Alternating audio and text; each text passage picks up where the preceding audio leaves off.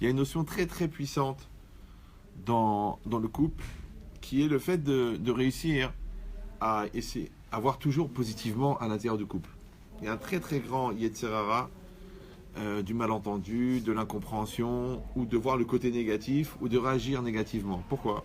Parce que comme il y a une grande sensibilité, parce que chacun, on parle bien sûr des gens qui s'aiment, vous voyez, les gens qui sont mariés juste pour être ensemble, c'est dangereux, mais les gens qui sont mariés par amour, comme il y a une grande sensibilité au niveau du cœur, automatiquement, il y a aussi une grande sensibilité au niveau de la susceptibilité, au niveau de la peur, au niveau de la peur de décevoir. Donc on est obligé de prendre des précautions encore plus puissantes. Comme quelqu'un qui veut photographier une gazelle, il ne peut pas s'approcher comme ça avec son gros appareil photo. Il faut qu'il s'approche doucement, doucement. Ben, c'est exactement pareil. Pourquoi? Parce que le problème, c'est pas seulement la manière d'agir que je vais avoir, c'est la lecture que l'autre va avoir de ma manière d'agir. Alors je donne toujours cet exemple, c'est comme les chevaux. Les chevaux, ça voit 7 fois plus gros que les hommes. Donc quand vous approchez la main du cheval, lui, il voit une raquette de tennis. Donc vous êtes obligé d'aller doucement, de le mettre en confiance, de caresser, d'accord, et après de vous approcher. C'est normal. Ben, c'est pareil. Chacun dans le couple, il est en hypersensibilité par rapport à l'autre. Donc, quand on a très très peur d'être déçu ou très très peur de décevoir, automatiquement, il va y avoir comme ça des accidents. Oui. Alors maintenant, ce qu'on va réfléchir ce soir, c'est comment anticiper ce genre d'accident et comment éviter ce genre d'accident. Alors, c'est marqué, en fait, c'est une Mishnah dans Pirkei Avot. C'est marqué Yehoshua ben Perach et Omer. Aselecha Rav, fais-toi un Rav. Kanelecha Chaver, acquiert-toi un ami. Ve'avedan et kol adam le kavzechut, et juge tout homme du bon côté. Bon, c'est une Mishnah qui est connue, donc on va s'intéresser juste à la dernière partie. Avedan et kol adam le kavzechut, juge tout homme du bon côté. Maintenant, la formulation en elle-même, elle est bizarre, d'accord? Parce que quand on vient, on dit juge tout homme du bon côté, déjà, il y a un a priori que tu juges. Ouais. Après, quand on dit qu'il faut juger du bon côté, et tout homme, c'est difficile de juger tout homme du bon côté. Il y a aussi des mauvais côtés. Il y a des gens tordus, il y a des fous, il y a des malades, il y a des psychopathes. D'accord? Donc ça veut dire quoi? Que toute personne, on doit la regarder du bon côté. D'accord? Premièrement, deuxièmement. Et troisièmement, c'est que le bon côté, c'est subjectif. C'est-à-dire quoi le bon côté? Par rapport à quoi? Par rapport au mauvais côté. Déjà, j'ai arrivé à penser que l'autre, il a aussi un mauvais côté. Alors pour essayer de répondre à ces questions-là, d'abord la première, quand c'est marqué Dan, juge l'homme du bon côté. Alors on sait que juger, le jugement qu'on porte sur l'autre, en vérité c'est une situation que l'on prend par rapport à l'autre, c'est une position que l'on prend par rapport à l'autre. Pourquoi? Parce que normalement, si on était des gens équilibrés, on devrait dire, écoute, chacun vit sa vie, chacun fait ce qu'il a à faire, ouais, chacun est comme il est, ça s'appelle le droit à la différence.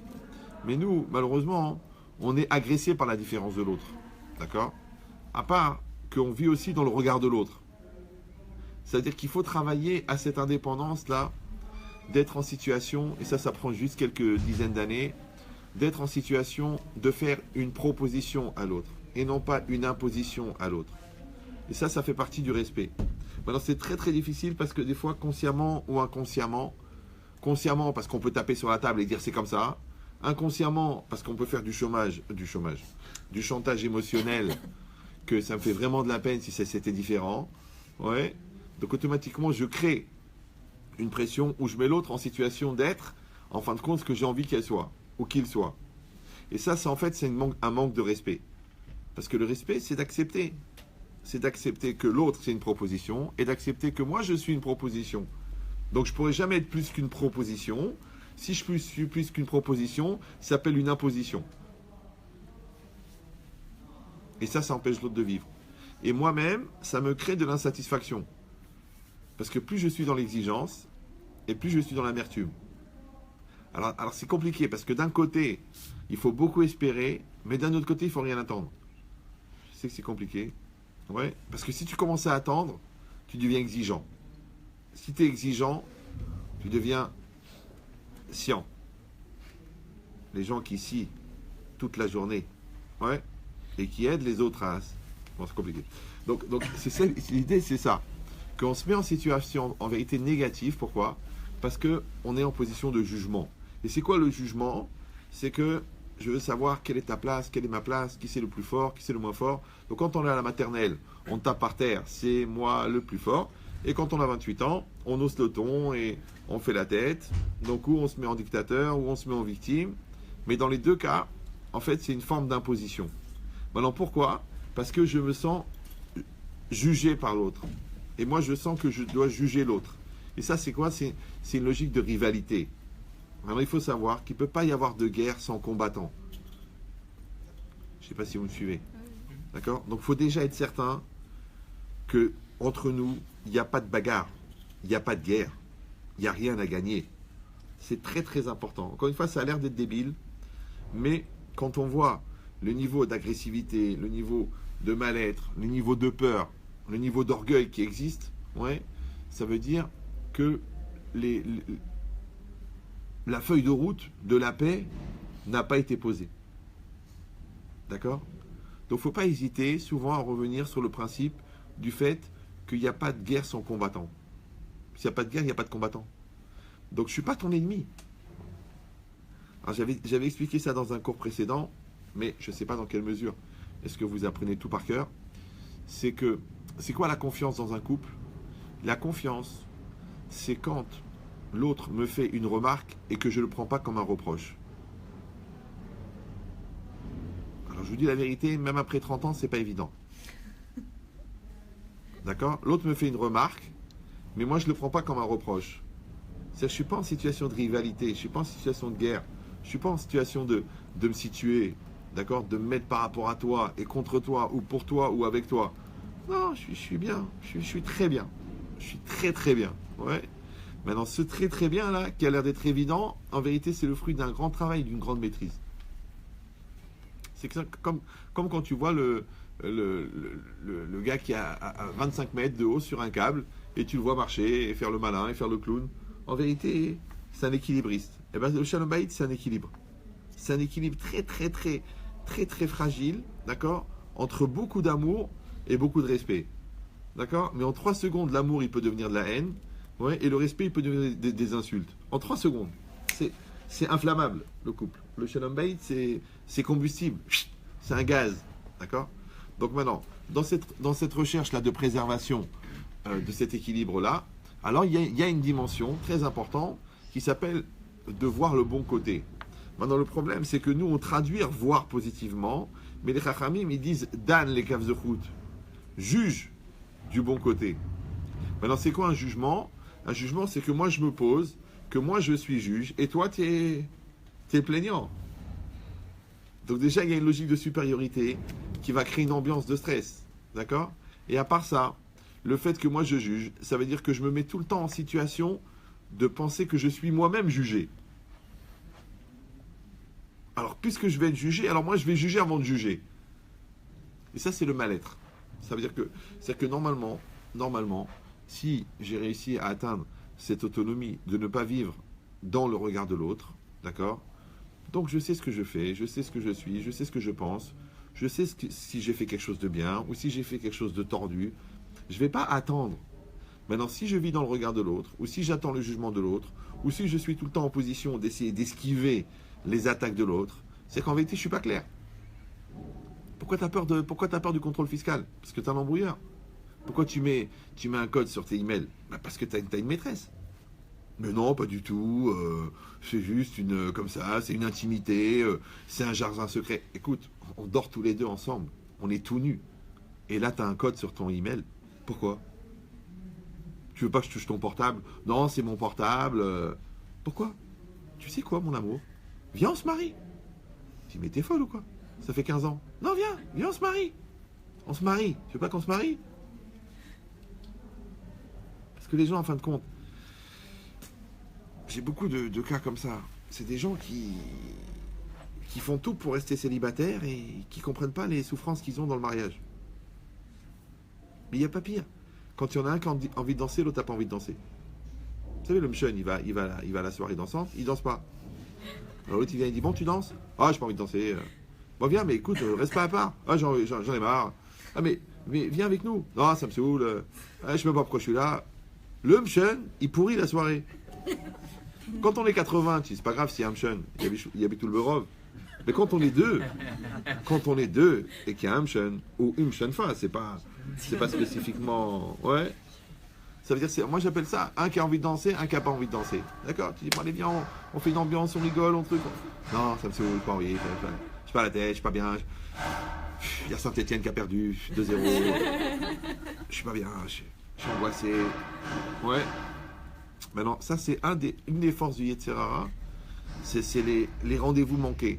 C'est que quand un il vient avec un esprit positif, l'autre il vient avec un esprit négatif, ou il vient avec un esprit parvé, ou il vient qu'il n'est pas là. Ouais, et ils se croisent les gens. Ça s'appelle la série des rendez-vous manqués. Donc quand après ils te racontent leur histoire, ils disent pendant 2 ans j'étais immature, après j'ai compris ce qu'il attendait de moi, mais lui du coup il a fait la tête. Après donc moi j'ai dit si c'est comme ça je vais apprendre à être indépendante.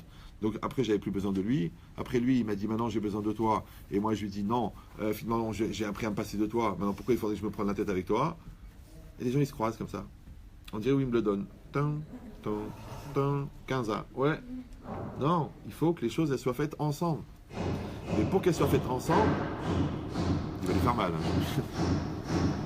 Donc pour qu'elles soient faites ensemble, vous entendez là-bas ou... Bon alors, pour qu'elles soient faites ensemble, il faut qu'il y ait une corrélation.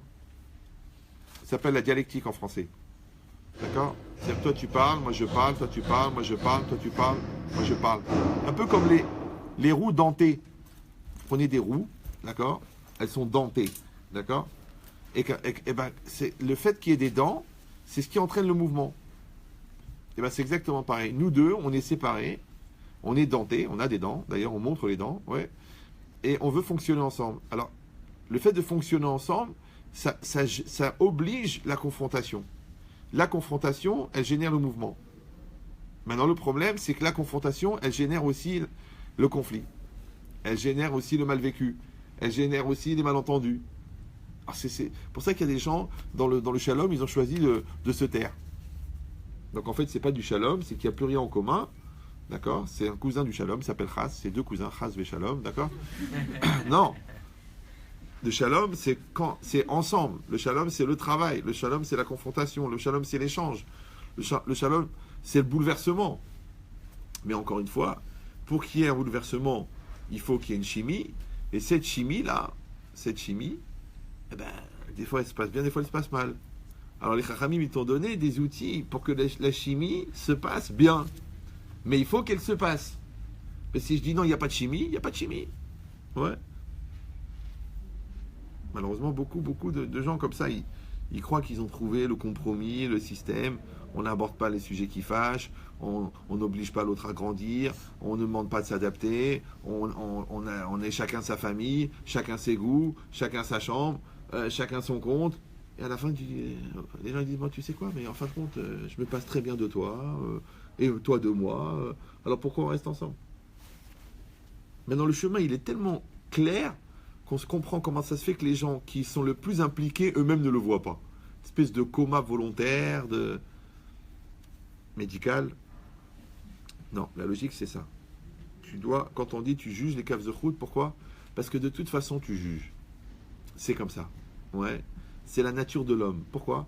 Parce que l'homme ou la femme se situe par rapport à l'autre. On se situe. D'accord? Maintenant, le fait qu'on se situe, ça fait qu'on est obligé de se défendre, ou le contraire. Comme les gens, quand ils ne comprennent pas quelque chose, par exemple. Tu leur expliques un truc, ils ne comprennent pas. Alors qu'est-ce qu'ils vont dire? Ils vont dire, c'est vachement dur. Attends, mais c'est vachement dur. C'est vachement dur. Ouais. Et après qu'ils ont compris, ils disent, oh, c'est nul. C'est nul. Je comprends pas. Pourquoi tu pensais que c'était dur? Ah, parce que tu connaissais pas. Pourquoi tu trouves que c'est nul? Parce que tu connais. Alors c'est un peu une relation avec la connaissance qui est bizarre. L'inconnu fait peur. Donc je me mets en situation de complexe. Donc je trouve ça énorme. C'est énorme. Ouais. Et quand j'ai réussi à le faire, je trouve ça nul. Donc je me mets en situation de dénigrement. Donc je trouve ça bidon. Vous me suivez? Alors, bon, je prends cet exemple. Dans la connaissance, en fait, c'est la nature psychiatrique de la connaissance et de l'ignorance. Ce que je ne sais pas, ça m'angoisse. Et ce que je sais, c'est nul. Comme si je suis dominé par l'inconnu et je veux dominer le connu. Ça va? Et bien avec l'autre, c'est pareil. Quelqu'un que je connais pas, je vais dire, tu sais que c'est le grand patron de... Et pareil, oh là, tu Tu es au courant, le mec, il a 60 000 employés. Oh, attends, tu es là dans un cocktail, il dit, attends, je te présente, là. Ouais, alors les psychologues, ils disent, il y a un truc pour ne pas avoir peur par quelqu'un, tu l'imagines aux toilettes. Il n'a pas réussi à bloquer la porte, et toi tu rentres, tu dis, qu'est-ce que tu fais là? Bon, le gars, il a beau être grand patron, il a beau être au 440, là, il est en train de faire 440, d'accord? Tu dis, bah levez-vous, écoutez, je suis pressé, j'ai besoin. Donc, il dit, attendez, monsieur, c'est occupé. Hein. Ah, c'est une situation embarrassante. En fait, qu'est-ce que le psychologue, il te dit, tu démystifies, tu casses. Moi, c'est un gars comme tout le monde, on est tous pareils. Ouais, tu casses, parce que sinon, tu n'arrives pas à aborder. Maintenant, tu n'es pas obligé de casser pour penser que l'autre, il est comme toi. Vous me suivez ou... Ouais, parce que si tu as besoin de casser pour penser que l'autre, il est comme toi, c'est que tu es quelqu'un de cassé, toi. Alors que tu peux dire non, le gars, il est grand, parce que moi aussi, je suis grand. Quel est le problème? Il est magnifique, moi aussi, je suis magnifique. C'est quoi le problème? Pourquoi je vais te complexer? Ah, parce qu'il est patron, c'est un 50% concours de circonstances, 50% de l'intelligence. Voilà. Moi, je suis pas tellement idiot et j'attends l'opportunité, donc ça va se faire. Je suis en passe de le faire. D'accord? Pourquoi il n'a pas été jeune lui aussi? Il n'a pas démarré aussi. Donc cette logique-là, c'est quoi? C'est que je dois désamorcer le besoin de juger l'autre. Parce que moi, j'ai besoin de juger. Parce que j'ai besoin de me situer. Donc les gens que je connais pas, ils sont impressionnants. Et quand je les connais, bah, c'est rien. Mais attends, j'ai passé Shabbat chez lui. À l'époque, je me rappelle, le Rav Eman, il donnait cours à Paris. Ben, moi, j'étais chez lui, j'ai étudié 10 ans, 20 ans. Je savais sa puissance, sa chorma. Il est très, très, très, très, très, très, très, très, très chacham. Ouais. Et je dis pas ça pour tout le monde. Et quand il donnait cours à Paris, je le voyais, les gars, ils lui tapaient dans le dos. Alors Daniel, au fait, on fait un resto, on boit un verre. Je vais t'en raconter une bonne. Et je disais, mais comment les gars, ils osent? Moi, je n'osais même pas le toucher. Les gars, ils le prenaient par l'épaule. En fait, ils n'ont pas compris la puissance, ils n'ont pas compris la valeur. Ou alors, ils veulent s'identifier. Parce que le gars qui a fait 20 ans de médecine, quand il écoute un peu de Torah, il dit, mais attends, mais je retourne au GAN, là. Faut que je recommence tout. D'accord? Les cours, c'est pareil. Des fois, tu te dis, mais attends, mais c'est grave ce qu'il dit là. S'il a raison, ça veut dire que c'est complètement faux. Alors il y a des gens qui disent, oh bah c'est pas grave parce que la vie c'est un éternel recommencement. Et puis il y en a qui montent l'Everest tous les ans. Et puis il y en a qui disent non. Moi je suis en haut de mon petit talus, j'habite au bout de Chaumont. Tu vas pas me faire le coup du complexe. Parce qu'en fait c'est des orgueilleux. Parce que la vie c'est un éternel recommencement. Et on redémarre, et on reprend. Et on redonne la chance, et on retravaille. Ouais, c'est comme un tableau, il se termine jamais. On peut encore l'améliorer, ou non. Toi, tu penses que tu as un produit fini. Je me rappelle une fois, je parlais avec un rave, et il y avait un jeune qui commençait à donner des cours et tout ça. Et puis, moi, je diffusais déjà des cours enregistrés. Alors, le gars, il a dit, on était à 3 comme ça, et donc l'autre, c'était un responsable de diffusion de Torah, et l'autre, c'était un petit jeune qui démarrait, un concurrent. Alors, et puis l'autre, il a dit, ouais, je voudrais faire comme le Rav Ben Chetrit, je voudrais enregistrer mes cours et tout ça pour les diffuser et tout. Alors l'autre, il fait, ouais, comme ça et tout. Après, il sort. Alors je lui dis, c'est une bonne idée. Il m'a dit, non, c'est pas une bonne idée pour lui. Ah bon? Je dis, moi, je fais ça. Il m'a dit, mais vous avez enseigné des années avant de commencer à enregistrer. Mais lui, il va enregistrer tout de suite. Donc après, il va dire, c'est bon, le thème, je le connais, c'est bon. Maintenant, je peux faire un autre thème. Mais il va pas travailler le thème. Vous me suivez ou là? Oui. C'est comme une recette, tu l'as refait. Ça aurait été première chalote, par exemple. Ils étaient plus proches du parpaing que... D'accord. Donc, il y avait le pain dedans, mais il y avait le par aussi. C'était le parpaing. Et maintenant, elles sont légères, elles flottent à peine. Il faut les accrocher au-dessus de la table. C'est pas les mêmes. T'as travaillé. C'est pareil. Un sujet, tu le travailles. Maintenant, le problème, c'est quoi? C'est qu'on est tellement pressé de réussir, on est tellement pressé des fois de faire bien, qu'on oublie que la vie, c'est une amélioration perpétuelle. La vie, c'est un travail, ouais. Mais pas un travail dans le sens où les gens ils comprennent le travail. Ouais. Non, dans le sens de l'amélioration. D'accord? Quand tu dis un produit travaillé, d'accord? Un projet travaillé, un dossier travaillé, c'est pas seulement qu'il a demandé du travail, c'est que tu vois que le résultat, il est travaillé. D'accord? C'est pareil.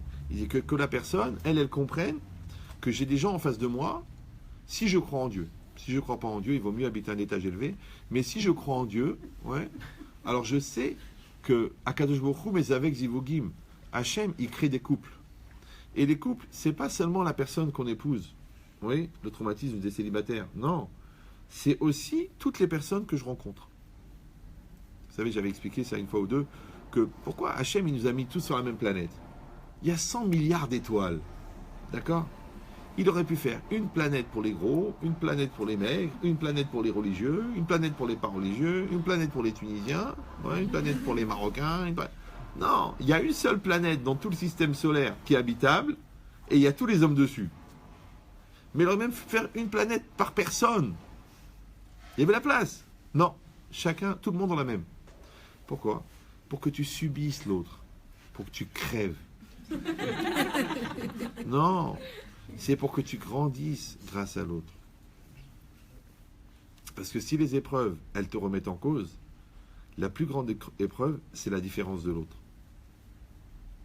Parce qu'elle te touche émotionnellement, elle te touche intellectuellement, elle te touche psychologiquement, elle te touche financièrement. Tu as planté de 42 000 $ quand même. Elle te touche physiquement, parce que tu dis comment je vais dormir avec le gars, il vient de m'insulter. Ouais. Donc tous ces éléments-là, ils t'obligent à te confronter. Mais dans la confrontation, ouais, elle crée le changement. J'étais en classe de seconde T. Pour ceux qui connaissent, c'est technique. C'est-à-dire en mathématiques et en physique, c'est comme à l'époque, c'était comme C. Après, bon, c'est devenu S. Mais il y avait en plus de la technique. Mais la technique, ça veut dire on travaillait du métal.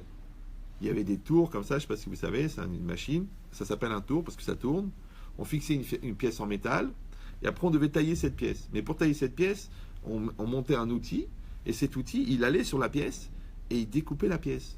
Il faisait des copeaux sur la pièce. Ouais. Et c'était très impressionnant parce que ça tourne à 5000 tours minute, que le moment où le métal il touche le métal, tu vois le copeau.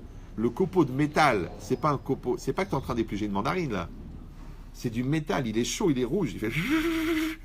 Alors j'ai dit, comme tu travailles la matière, tu travailles la personne. Mais alors si toi tu vois qu'au bout de 10 ans de mariage, tu n'as pas changé, tu as une vraie question, c'est est-ce que tu t'es marié ? Si toi au 3e enfant, tu n'as toujours pas de patience, tu as un vrai problème, c'est que tu es un célibataire. Si tu es encore égoïste, ça veut dire que tu n'as vraiment pas compris qu'il faut se donner. Vous me suivez ou... Voilà. Maintenant, la personne qui est en face de toi, elle vient pour faire apparaître des micro-facettes du diamant potentiel que tu dois devenir. Parce que comme cet outil, il rencontre le métal, il fait apparaître ça, ouais, comme le tailleur de diamant. Vous savez, il a un diamant, il est là, et puis il y a un truc qui tourne. Vous avez déjà vu comment il taille les diamants ? Ouais. Il y a une espèce de plateau qui tourne, qui lui-même est couvert avec un métal mélangé avec de la poussière de diamant. Et puis en fait, c'est comme un papier de verre qui tourne. Et il pose et fait. Tu vois maintenant, tu vois cet outil qui taille le diamant, ben c'est toi le diamant. Et l'outil qui te taille, c'est les autres. Maintenant, tu es prêt, toi, à tailler le diamant ? Ou tu dis non, je suis bien, je suis un diamant brut, je suis bien comme je suis. Mais c'est ça la vie. La vie, c'est que tu viens au monde avec un diamant brut et tu rends à Dieu un diamant taillé. C'est pour ça qu'il y en a beaucoup qui ont tendance à se tailler au moment où on leur demande de changer. Non, il faut faire apparaître les facettes. Maintenant, comment on appelle les facettes du diamant ? Panim. Et comment on appelle les visages d'une personne ? Panim. Et panim, c'est les mêmes lettres que pnim. Et pnim, c'est pnimi. Et pnimi, c'est intérieur. Donc en fait, tu travailles à l'extérieur pour fabriquer ton intérieur. Donc on t'envoie des enfants qui vont t'obliger à apprendre à donner du crédit. Parce qu'étant donné que l'enfant n'a pas de capacité, tu es obligé de lui donner du crédit. Donc l'enfant t'apprend le crédit. Vous me suivez ou... D'accord ? Comme le client t'apprend le compromis. Le patron t'apprend la soumission. Oui. La nerveuse, elle t'apprend la patience. Le gars qui comprend rien, il t'apprend à répéter. Toi, tu dis, mais comment ça se fait que je suis avec un gars qui comprend rien, hein ? Et en vérité, c'est toi qui as besoin d'apprendre à répéter. Et si tu vas dire pourquoi j'ai besoin de répéter, parce que si j'étais pas avec un brel, je serais pas obligé de répéter. Et bien bizarrement, quand pour la 6e fois tu as répété, tu t'es rendu compte qu'enfin, en fait, tu n'avais pas compris ce que tu disais. Mais à force de le répéter, tu as compris. Je ne sais pas si vous me suivez. C'est que toi, tu crois que c'est parce que l'autre, il ne comprend pas. C'est parce que toi, tu dis quelque chose qui n'est pas compréhensible. Mais comment tu le sais que c'est pas compréhensible, à part le fait qu'il ne le comprend pas, parce qu'à force de le répéter, tu as compris ce que tu disais. Ça va? Donc le bon Dieu ne fait jamais rien pour rien. Et toutes les situations qui sont créées sont nécessaires. Et si tu as des enfants comme ça, tu as des amis comme ça, tu as des ennemis comme ça, tu as des parents comme ça, tu as des professeurs comme ça, tu as des rabbinim comme ça, rien n'est au hasard. Mais c'est même d'une précision violente. C'est violent de précision. C'est seulement toi si tu es d'accord. Si tu es d'accord. Et ça c'est dur de regarder dans la glace. Vous me suivez ou... Comme des fois les gens ils viennent, ils disent Rabbi Chetrit, qu'est-ce qu'il faut faire? Je dis il faut faire comme ça. Il me dit ouais mais vous êtes sûr? Je fais non, je ne sais rien. Tu sais quoi, va, il y a un autre rabbin, il va dire que c'est permis. Ah bon, c'est permis? Oui, c'est permis. Mais vous m'avez dit c'est assourd. Je sais, mais je vois que tu veux pas. Alors je te dis c'est permis. Et tu vas trouver un mec qui va dire que c'est permis. C'est dur des fois. Les gens ils te disent, Rabbi Chetrit, alors on a tout organisé, on vit ensemble à Tel Aviv, on a pris un appart, on l'a décoré, on se marie dans 4 mois, bien sûr on dort ensemble, on n'est pas très religieux. Je dis, vous me donnez la question à moi? Mais je suis rabbin, qu'est-ce que je vais vous dire? Demandez à un coach sportif. Il va vous dire c'est bien, vous êtes épanoui, ça se passe bien sexuellement. Mais tu demandes à un rabbin? Mais t'es maudit, pourri, impur. Tu vas rentrer à la choupa avec toute la touma de tout ce que tu as fait avec. Chaque relation sexuelle, c'est 650 jours de jeûne. Chayav karet, comme si tu as dormi avec ta sœur. T'es maudit sur 9 générations et t'es coupé du ciel. Ça va par ça? Tu reprends un peu de pizza, là, tu dis je vais mourir. Alors ne demande pas à un rabbin. Moi, je te dis le émettre. Tu me dis, Rav, comment on va faire? La date, elle est fixée dans 4 mois. Je dis, faites une roupa demain. Et puis dans 4 mois, vous ferez Tminique. Ah, on peut pas, on a payé des arts. Alors séparez-vous, dormez chacun dans un appart. Ah, mais c'est dur ce que vous dites. Je dis, mais c'est toi qui as mis les mains dedans. Je sais pas, tu veux la vérité ou tu veux un compromis? Tu vas à Copernic, ils vont te dire, mais c'est très bien. Et les Goya, Mazal Tov. Et tu vas chez un rabbin orthodoxe en plus, dangereux. Nous-mêmes, on n'est pas tellement orthodoxes nous-mêmes. Alors pourquoi tu vas chez lui? Pourquoi? Parce que tu veux le Hémet. Alors si tu veux le Hémet, tu prends le Hémet. Et dans Hémet, il y a Met. Parce que toi, tu regardes l'avenir. Ou tu dis non. Non, il est trop dur, il est trop sec, trop cash. Alors on va essayer de trouver quelqu'un plus sympa.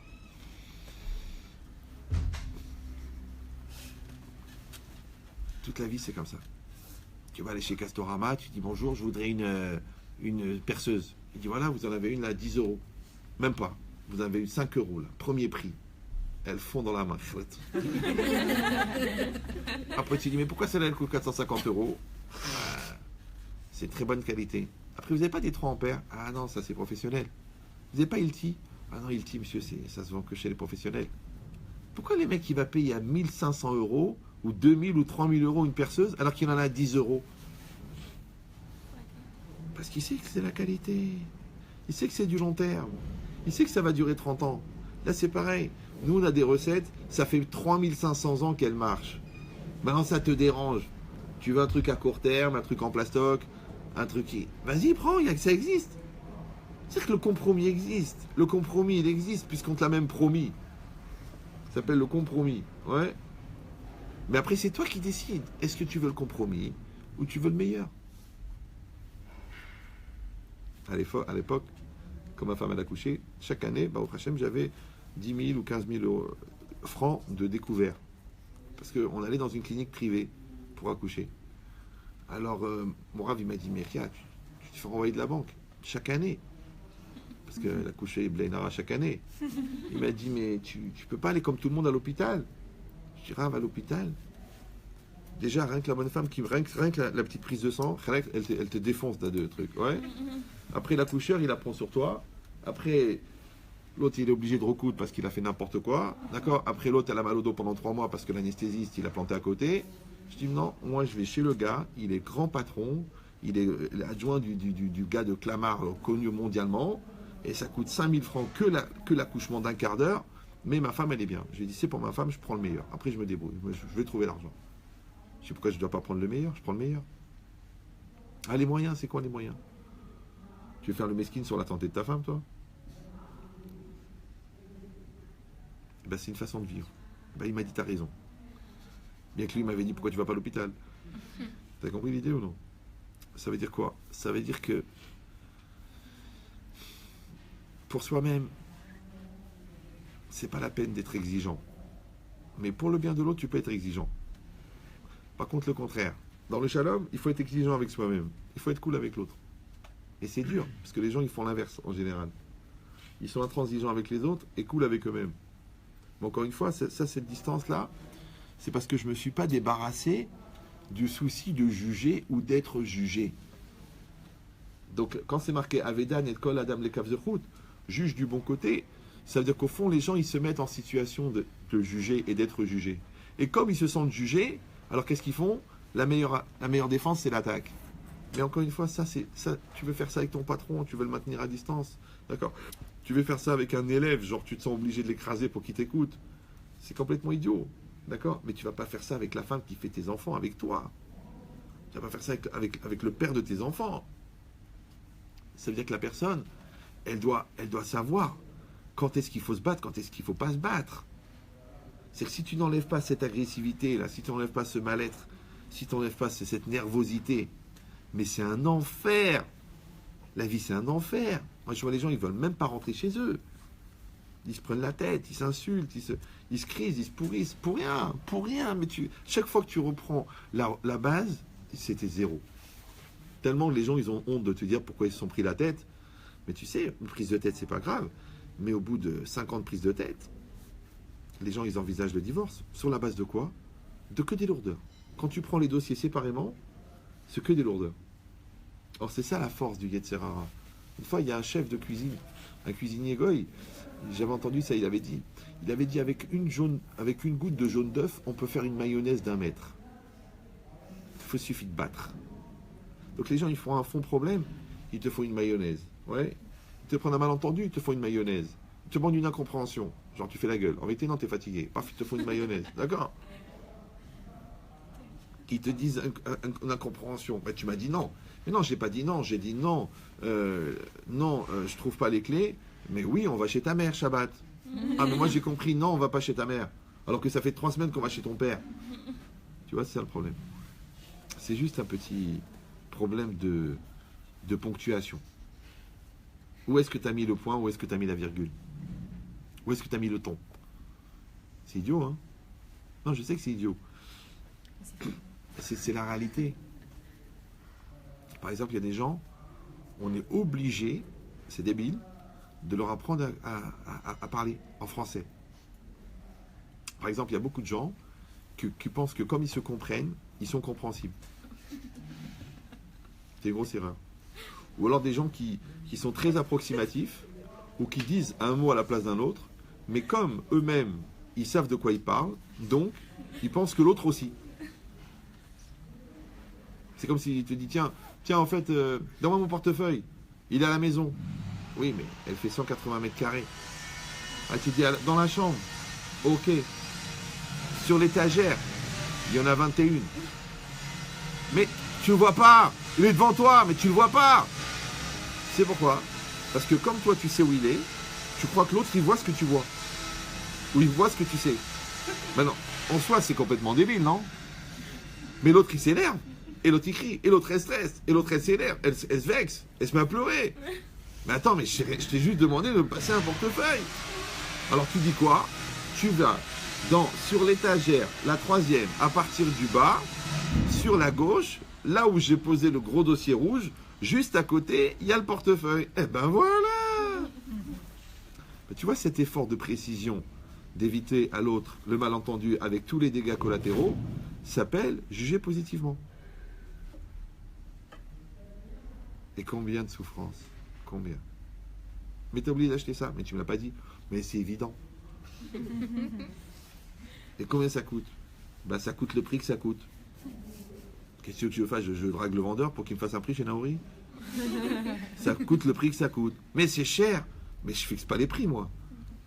Mais te rends compte combien tu payes? Ben vas-y, toi. Mais j'ai pas le temps. Alors ferme-la.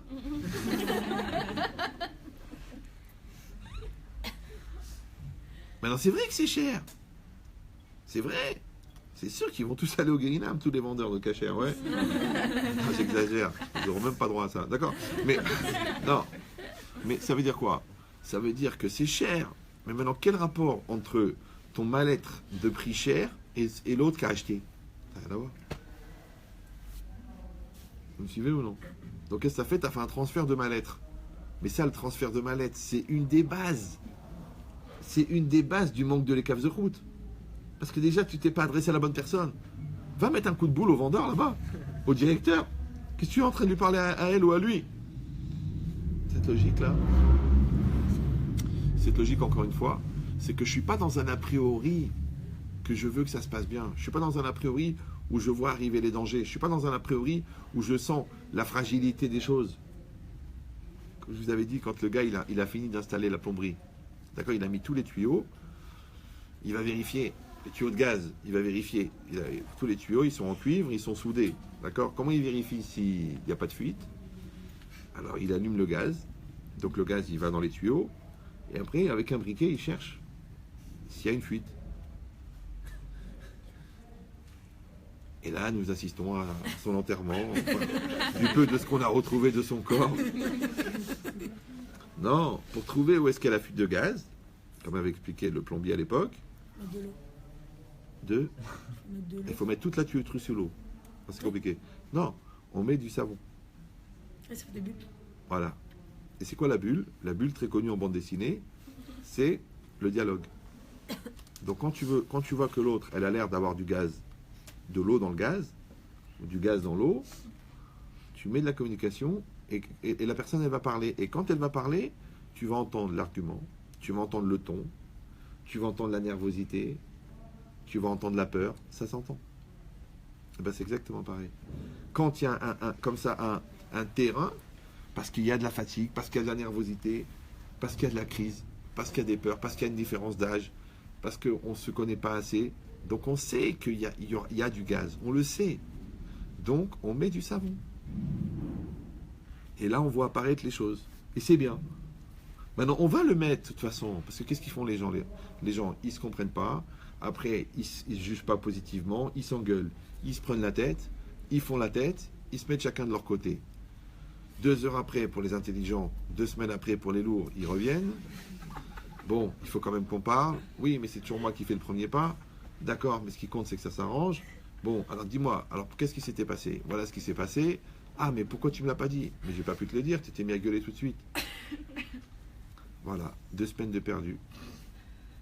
Maintenant, sachez que le projet du Yetzer Hara n'est pas de faire des avérotes. Le but du Yetzer Hara est de faire perdre du temps.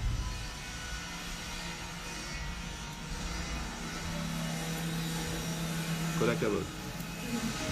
Ils ont un ingénieur du son. Hein? La mise en pratique. Exactement.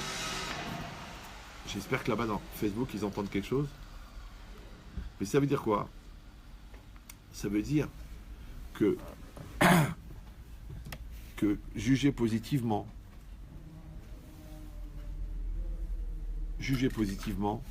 ouais, ça veut déjà dire que je pense que la situation, elle a un avenir. Je pense que la situation, elle peut s'améliorer. Je pense que la situation, elle peut être meilleure, comme la personne. Pourquoi? Parce que quand j'ai une réalité devant moi, d'accord? C'est une situation. Maintenant, vous savez que la situation, elle vient de quelque part. Donc, elle a un passé. Et vous savez que cette situation, elle a un futur. Maintenant, vous savez comment est-ce que le présent, il devient un futur? Quand le présent devient du passé. Ça va? Voilà. Maintenant, si moi, je maintiens le présent, ou alors je ramène le passé au présent, j'empêche le futur. Par exemple, Tu sais que cette personne-là, quand elle avait 8 ans, elle volait à l'école. D'accord? Tu sais qu'elle volait à l'école. Parce qu'il y avait un scandale à l'époque. Elle avait été convoquée par le directeur. Que ça s'était mal passé et tout ça. Et maintenant, on te le propose dans Chidour pour ta sœur. Et toi, tu dis, le gars, il volait à 8 ans. Et c'est connu qu'il vole un œuf, Voilà, bref. vole un bœuf. Qu'est-ce que tu vas faire? Est-ce que tu vas lui pourrir son présent à cause de son passé? Ou tu vas le juger positivement et tu vas dire, attends, ça va, ça fait 20 ans, il a eu le temps de changer quand même, ouais. Ou tu vas dire, non, il n'y a pas de fumée sans feu, de toute façon, c'est une famille d'escrocs. Ouais. Comment tu vas faire? Ça veut dire quoi? Ça veut dire que, en fait, juger positivement, ça veut dire donner un avenir à une situation. Juger négativement, même si c'est fondé sur quelque chose de vrai, c'est penser que la chose n'a pas d'avenir. C'est pour ça que la Gemara dit que si tu vois un Talmid Chacham qui fait carrément quelque chose de mal, ouais, tu peux pas en parler le lendemain en disant j'ai vu qu'il a fait quelque chose de mal, parce que c'est sûr que la nuit il a fait teshuva. Ça veut dire quoi un Talmid Chacham? Ça veut dire quelqu'un qui connaît et quelqu'un qui est dans la remise en cause. Maintenant, quelqu'un qui connaît, qui est dans la remise en cause, il a aussi un Yetzer Hara. Ouais, il a aussi des épreuves. Il a aussi des circonstances. Mais quand il a fait quelque chose de mal, étant donné que tu sais qu'il a un potentiel de changement et de bouleversement et de remise en cause, si tu vas le condamner pour ce que tu as vu, en fait, tu vas obliger son lendemain à être comme la veille. Ça va? Mais s'il l'est vraiment, il n'y a pas que des bons. Il faut se préserver, bien sûr. On sait que la barbe, c'est comme les mauvaises herbes, ça pousse toute seule. Mais il faut se préserver. Mais encore une fois, je vous explique le langage de la Guémara. Après, on verra les exceptions. D'accord? Et c'est le langage. Alors après, l'idée, c'est pareil. Toujours, je raconte cette histoire. J'ai une femme qui vient me voir à la fin d'un cours. Maintenant, elle a la tête couverte, elle est comme ça, elle est habillée. Baruch Hashem, le Manachem, Baruch Hashem, le Manachem, avec ses 2 enfants, avec la tête couverte, les pailles, Talmid Katan. Et puis, Rav, voilà, j'ai un petit problème, un souci de chinour, parce que l'enfant, il a jeté 2 fois la kippa par terre. Alors, est-ce que c'est grave? Est-ce que ça veut dire que c'est un rachat? Est-ce que c'est un Gilgoul de Hitler? Je fais non. Je la rassure, c'est rien de grave, madame, il est jeune, c'est normal, il a ce petit Yetzer Hara à l'intérieur qui est en train de bouillir. Vous, il faut le calmer, avoir confiance, et ça va aller. Et elle s'en va. Celle d'après, elle arrive. Elle me dit, Rav, vous avez une question? Elle me dit, non, je n'ai pas de question. Je voulais juste vous dire que la personne qui était juste avant, je la connais. Je dis, je suis content. Mais je la connais de l'époque. Je dis, ah bon? Et à l'époque, on était ensemble en terminale, en classe, mais pas en phase. Ouais. Et c'est pas grave. Et à l'époque, c'était vraiment une rola, quoi. Ouais, elle a tout fait, tous les garçons, tous les trucs, toute la classe, tout le monde était au courant que c'était vraiment une fille ouverte d'esprit. Et d'ailleurs, ouais. Alors j'ai dit, madame, je dis, mais pourquoi vous me parlez de ça? Non, mais c'est pour vous dire que Baruch Hashem, à l'époque, c'était vraiment une... Ouais, et aujourd'hui, Baruch Hashem, regardez là, la sniout, la truc. Je dis, je comprends pas pourquoi vous me dites ça. Moi, cette dame, je la connais pas. Elle vient chez moi, elle se présente telle qu'elle est, je la vois. Ouais. Déjà que même si elle est en mini-jupe, je ne l'aurais pas jugée. Alors maintenant, si elle est la tête couverte et pudique et fine et pure, je vais la juger. Je la juge pas, voilà comme elle est. Il dit, oui, mais je voulais justement vous dire. Je dis, mais oui, mais vous, pourquoi vous me parlez d'elle? Pourquoi vous me mettez cette information-là? J'ai pas besoin de la connaître. Il dit, mais c'est pour vous dire que Baruch Hashem, comment elle était, comment elle est devenue. C'est extraordinaire, non? Kol hakavod, bravo. Je répète, Audon Kolo. Ouais. Pourquoi vous me le dites? Pourquoi vous me le racontez? Alors, je rappelle pour les gens qui n'ont pas l'habitude de mes cours que quand le rabbin vous fait répéter quelque chose, c'est pas qu'il n'a pas compris ce que vous avez dit, c'est que vous n'avez pas compris pourquoi il vous fait répéter. Un peu comme la vie quand elle se répète, c'est pas que le disque il est rayé, c'est comme tu n'as pas compris, tu redoubles. Si tu comprends, tu avances. Donc on va pas te mettre les mêmes épreuves puisque tu as changé. Mais si tu n'as pas changé, tu vas te retrouver toujours avec l'exercice de CM2. Je dis, mais comment je suis en l'exercice de CM2? Je suis en terminale. Comment je rencontre toujours le même genre de garçon? Toujours. J'en ai marre. Toujours le même genre de fille. Pourquoi? Pourquoi je me fais toujours avoir? Pourquoi?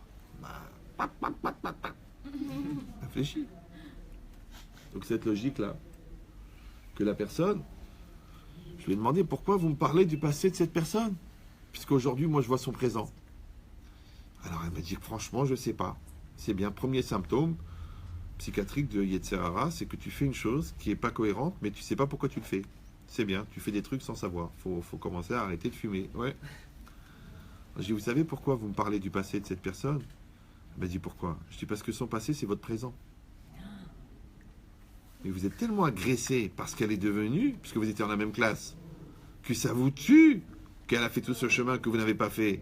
Donc, qu'est-ce que vous voulez? Vous voulez la salir pour la ramener au niveau où vous êtes resté. Elle me dit, quoi? Mais comment vous me parlez? Je dis, non, au pire, j'ai raison. Je dis, en fait, teshuva, et arrêtez de parler des autres. Parce que si tu as besoin de rabaisser les autres, ça s'appelle Amegadel et Tatsmu al-Kalun Chavero. Celui qui se grandit lui-même sur la honte de l'autre. Pourquoi tu as besoin de rendre l'autre bidon? Pourquoi tu as besoin de casser? Pourquoi tu as besoin d'insulter? Tu sais pourquoi? Parce que tu sais que tu es nul. Tu sais que tu es un pauvre type. Tu sais que tu n'as rien fait de ta vie. Donc tu dis, ben, si on est tous pareils, si on est tous des brels, si on est tous des nuls, eh ben, il n'y a plus de différence. C'est pour ça que tu penses que tout le monde est nul. Parce que ça t'intéresse. Tu veux que tout le monde se mélange. Parce que quand on mélange tout le monde, ça va bien. Mais moi je le dis et je le répète, à la veille de ces élections, ne mélangeons pas tout. Ça n'en vaut pas la peine. Le Pen. D'accord? Donc si c'est comme ça, ça veut dire que, tu vois, toi tu viens à un cours. Et tu vois cette fille-là, et tu la reconnais. Tu dis, elle était dans la même classe que moi. Et elle partait de -20, parce que c'était une rola. D'accord? Et moi, grâce à Dieu, j'étais une fille équilibrée. Et elle, maintenant, c'est une sadéquette. Et moi, je suis resté une baha. Alors, je dois tirer une leçon. Je dois être jaloux positivement, pas négativement.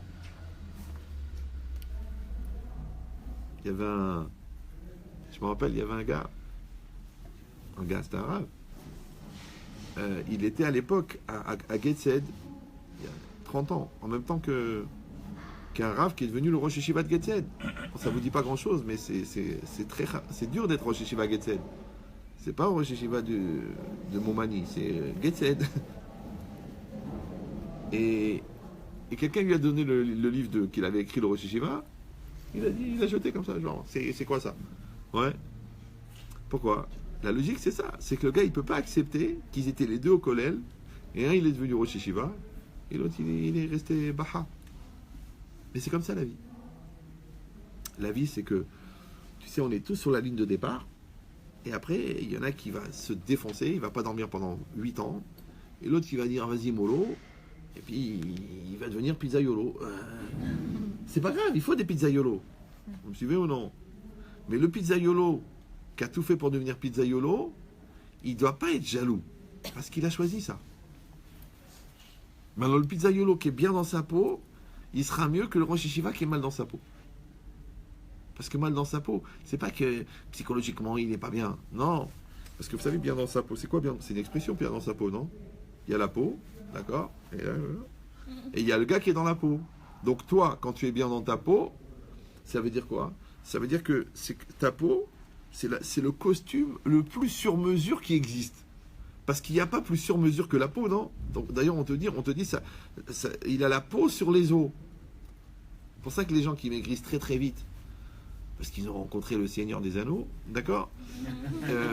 Après, ils ont des masses de peau comme ça, flasques. Parce que la peau n'a pas eu le temps de s'adapter et reprendre sa taille normale, puisqu'ils ont perdu 42 kilos en 3 semaines. Ce qui n'est pas évident, puisqu'ils en pesaient 43, d'accord? Mais cette idée-là, c'est quoi?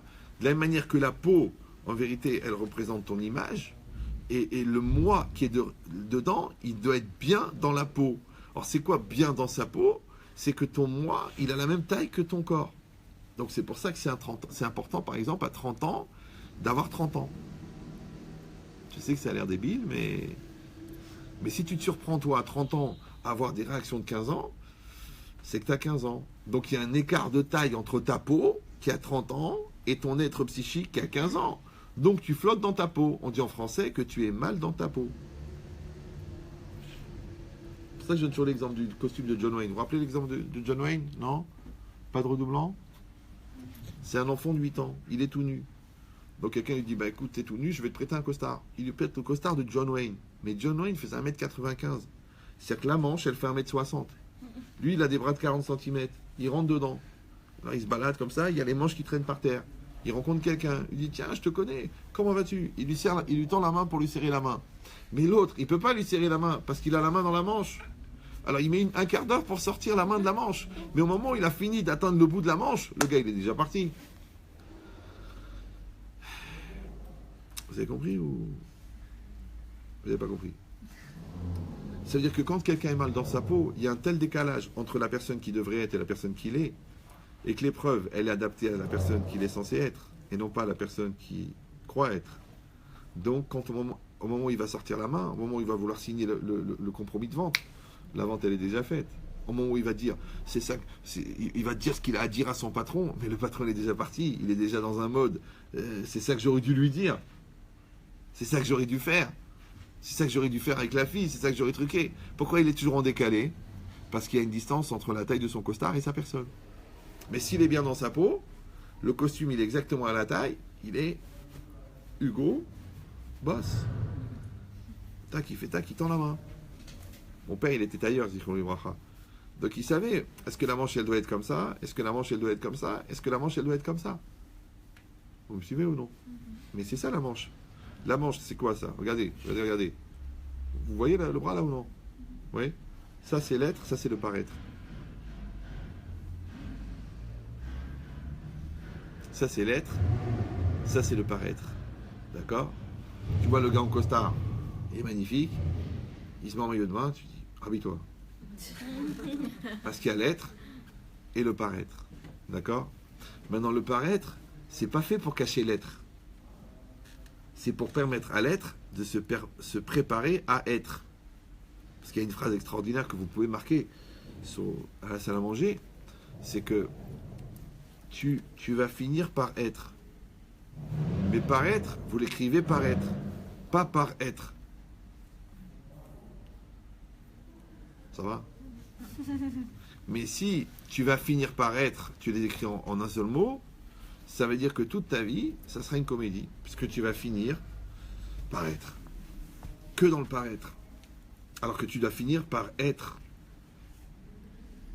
Maintenant, pour que tu puisses être un jour, on t'a donné les coulisses, on t'a donné le paravent, on t'a donné la préparation, on t'a donné la prépa, on t'a donné le célibat avant le mariage, on t'a donné le shalom bayit avant les enfants. Tout ça, c'est quoi? C'est des étapes pour que tu puisses être. Parce que tu vas finir par être. Mais si toi, tu te suffis de ton statut d'homme marié, ouais, pour continuer à tromper ta femme, et que le jour où elle l'apprend, ton problème, c'est pas de l'avoir trompé, c'est de dire, mais attends, mais les gens, ils vont savoir que je t'ai trompé. Donc en fait, tu as peur pour ton statut, tu n'as pas peur pour ce que tu as fait.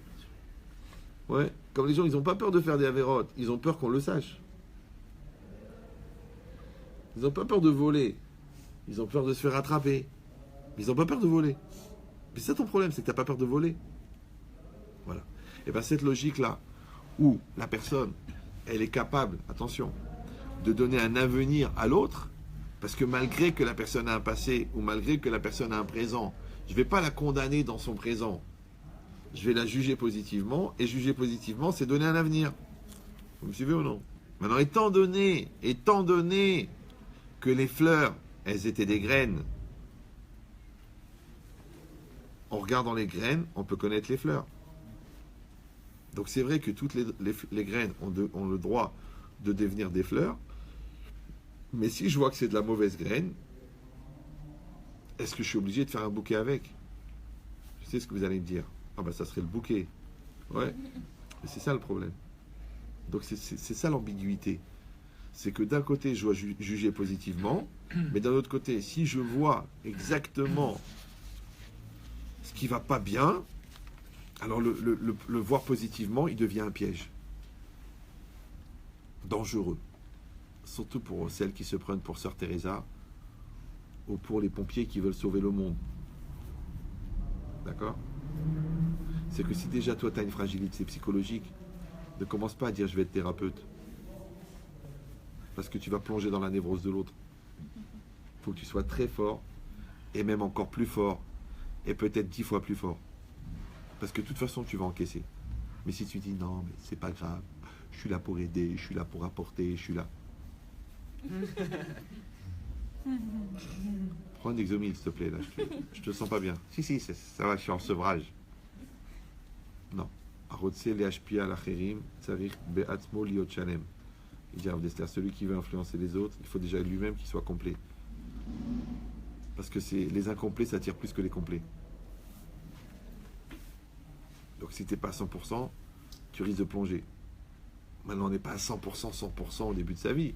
On est 100% à une étape, après on passe à une autre étape, on devient 100% à la deuxième étape, on doit être 100% à chaque étape. On ne peut pas être 100% au début de sa vie, d'une 100% qu'on doit être à la fin de la vie. Vous me suivez ou non? Parce que la taille du diamant, elle est faite qu'à moitié, mais chaque étape, chaque phase, celle-là, elle est bien finie. Celle-là, on peut passer à celle d'après. C'est pareil. Il dit donc, quand vous avez compris ça, ça veut dire que l'autre, en fin de compte, ça devient l'école du devenir. Ça va? Et que quand moi, je vais fonctionner avec l'autre, et je vais accepter, par Emouna, que la rencontre, elle est nécessaire, et qu'il y a des gens qui sont étapes, et il y a des gens qui sont finales. Ça veut dire que j'ai besoin de grandir avec cette personne-là sur cette facette-là, et j'ai besoin de grandir avec sur cette facette-là avec telle autre personne, et celle-là, elle m'a fait du bien, elle m'a fait grandir comme ça, celle-là, elle m'a fait du mal, elle m'a fait grandir comme ça. C'est comme ça qu'on évolue. Mais encore une fois, pour pouvoir tirer le meilleur du pire, il faut accepter de voir le bien qu'il y a dans le mauvais. Alors après, c'est une question de maturité. Pourquoi? Parce que quand on dit qu'il faut voir le bien qu'il y a dans le mauvais, il faut définir d'abord c'est quoi le bien. Et c'est là l'erreur. Parce que les trois quarts des gens, ils traduisent le bien en tant que bon, en tant que ce qui leur fait plaisir et ce qu'ils apprécient. Mais le bien, c'est pas ça. Je m'excuse. Pour les gens qui regardent des dessins animés régulièrement. Et pour les gens qui croient que Disneyland est un endroit pour grandir. Le bien, c'est pas ce qui fait plaisir. Le bien, c'est ce qui fait grandir. Parce que Tov dans la Torah, ça ne veut pas dire bon. Tov dans la Torah, ça veut dire complet. Je l'ai déjà dit des milliers de fois, je m'excuse pour les redoublants. Ouais. Mais Tov, ça veut dire complet. Donc Adam Tov, ça veut dire pas dire un homme bien. Ça veut dire Adam Shalem, un homme complet. Vous me suivez ou non? C'est pour ça qu'on dit Matzah Isha, Matzah Tov. Celui qui a trouvé la femme, il a trouvé le bien. Tu me dis alors, tous les gens qui se plaignent de leur femme, c'est quoi? Non, parce qu'un homme n'est pas complet tant qu'il n'est pas marié. Donc quand il a trouvé sa femme, il a trouvé ce qui le complète. Matzah Tov. Vous me suivez ou non? Matzah Isha, Matzah Tov. Donc c'est exactement pareil. Donc si moi j'accepte, encore une fois, c'est une question d'Emouna. Et c'est là que vous comprenez pourquoi est-ce que la Emouna, ça s'appelle l'homogénéité existentielle.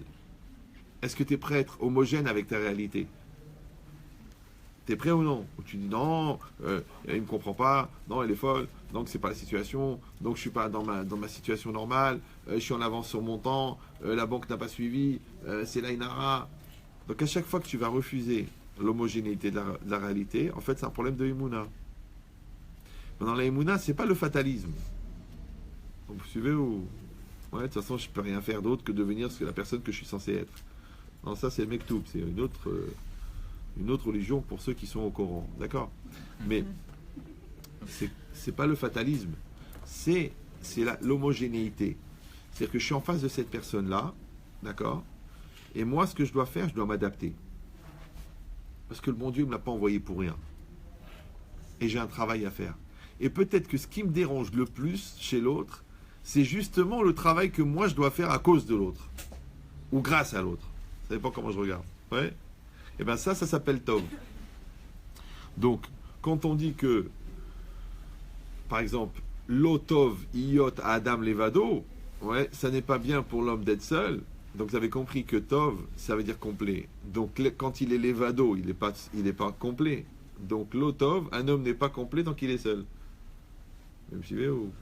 Voilà. Donc ben, c'est exactement pareil. Maintenant, encore une fois, on ne parle pas que de la rencontre entre l'homme et la femme.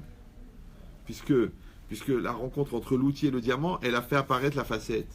et la rencontre entre le Rav et l'élève, elle a fait apparaître des compréhensions chez le Rav et de l'évolution chez l'élève. Et la rencontre entre toi et le client, elle a fait que le client il est content et toi tu as gagné de l'argent. Maintenant, si toi tu gagnes de l'argent et le client n'est pas content, c'est pas tov. Oui, c'est normal. Parce que tout le monde doit gagner, tout le monde doit être bien. Maintenant, bizarrement, si toi tu veux le bien du client, il le sent. Il a envie d'acheter chez toi. Pourquoi? Parce qu'il est en confiance. Et confiance, en latin, c'est confiance, avec foi. Maintenant, si tu donnes pas à l'autre de quoi avoir confiance, ne t'étonne pas qu'il n'arrive pas à acheter. Après, tu dis oui, la banque n'est pas finalisée, le mec, il a une autre idée derrière la tête, sûrement qu'il veut comparer. Non, parce qu'il n'était pas en confiance. Parce qu'il a senti que tu voulais lui bouffer la gueule. Alors que toi, tu veux son bien. Vraiment, tu veux son bien. Tu as choisi la jupe tu as passé un quart d'heure pour lui trouver la bonne jupe qui lui va bien. Et toi, le coiffeur, tu as réfléchi pour que c'est une coupe qui lui fait plaisir. Et toi, tu t'es assis avec lui en tant qu'architecte pour vraiment trouver ce qui est le plus adapté à sa personnalité. Le gars, il aime la lumière. Celui-là, il aime les petits rangements. Tu me dis, j'en ai à faire. Moi, j'ai des modèles standards, il a qu'à les prendre. Ok, eh ben, le mec, il signe pas. Parce qu'il sent pas que tu t'occupais de lui. Mais c'est quoi occuper? Occuper, c'est pas occuper. Occuper, c'est ce que tu t'es occupé avant de t'occuper. Comment on appelle s'occuper avant de s'occuper? Préoccupé. Un petit peu ou non? Et préoccupé, c'est l'amour que tu as pour la personne. Donc les gens qui aiment leurs clients, ça se voit. Les gens qui aiment leurs élèves, ça se voit. Les gens qui aiment leurs conjoints, ça se voit.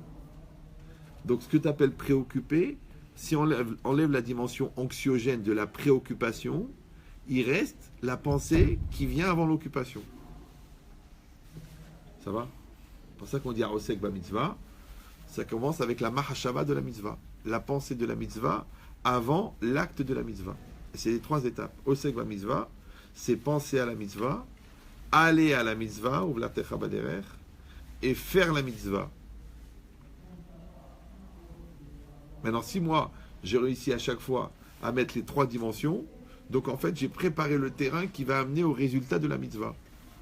Donc quand je veux parler à quelqu'un, surtout quelqu'un que j'aime, d'abord je pense à ce que je vais dire, d'accord? Après je vais vers la personne, et après je parle. Les gens, ils font le contraire. Les gens, ils ne pensent pas à ce qu'ils disent, ils envoient balader, après ils disent, je ne comprends pas pourquoi tu fais cette tête. Mais c'est 3 étapes.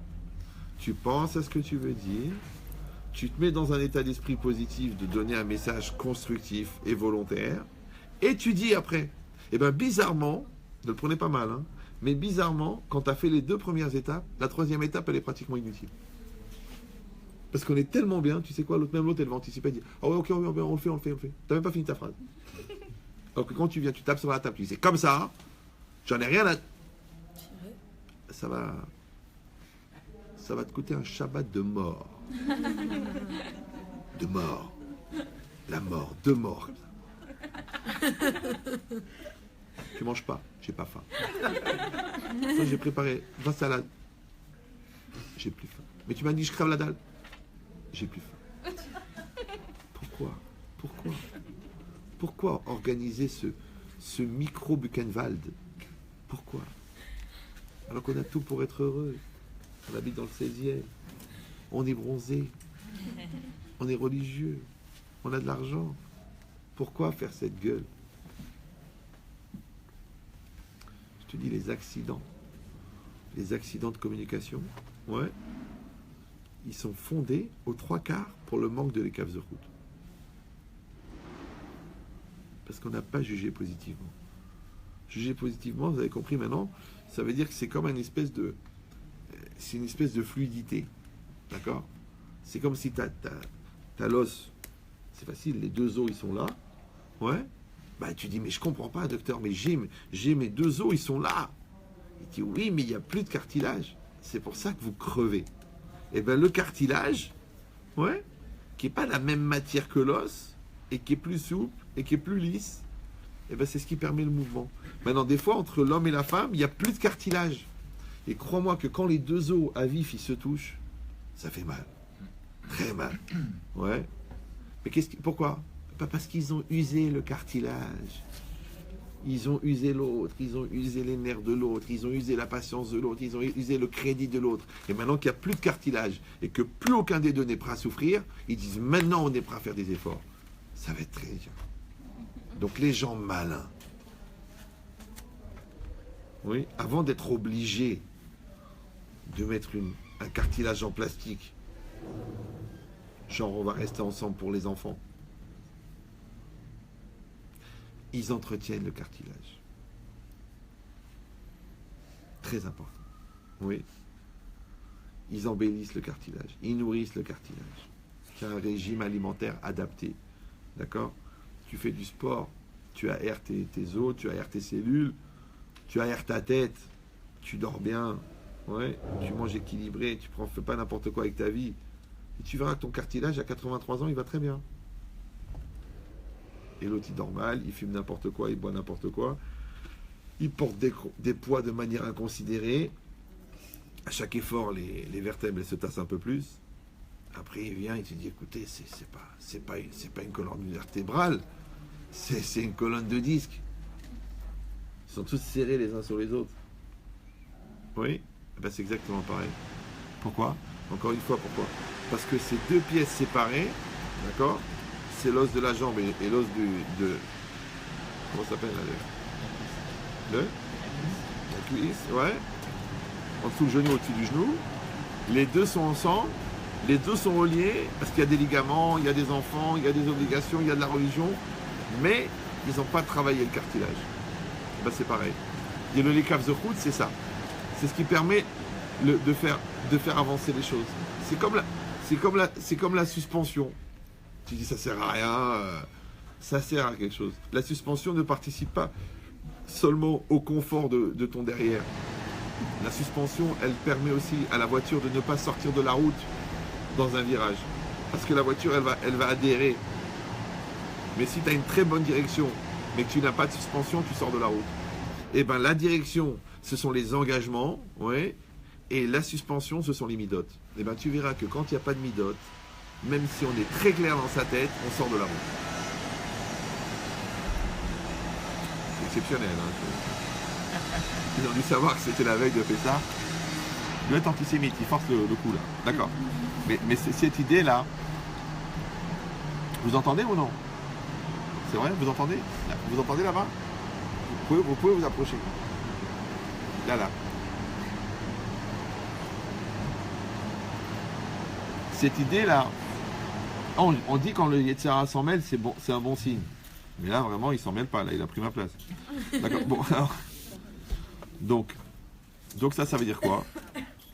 Vous avez compris que, en fait, les Lekav Zechut, juger du bon côté, on a dit, c'est accepter que la situation qui est en face de moi, elle est là pour me faire grandir. Ce qu'on appelle vulgairement un Nisayon, une épreuve. Oui. Il dit maintenant, après, qu'est-ce qu'il va faire Hachem? Il va envoyer exactement la personne que j'ai besoin de rencontrer dans les circonstances dans lesquelles je dois la rencontrer. Et après, moi, je vais savoir, est-ce que je vais grandir avec ou non? Maintenant, je peux refuser le rendez-vous. Ouais, comme des gens, ils disent, ils vont pas chez le docteur, parce qu'ils disent ça sert à rien. En fait, ils ont peur de ce que le docteur va leur dire. Et quand ils finissent par y aller après 10 ans de souffrance, le docteur, il dit, oh, dommage, vous seriez venu il y a 10 ans, on aurait pu vous sauver. Mais maintenant, dites au revoir à vos enfants et allez voir le notaire. D'accord? Mais c'est quoi? Parce qu'en fin de compte, tu as laissé pourrir la situation.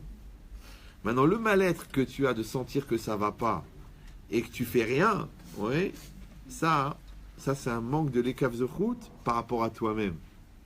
Pourquoi?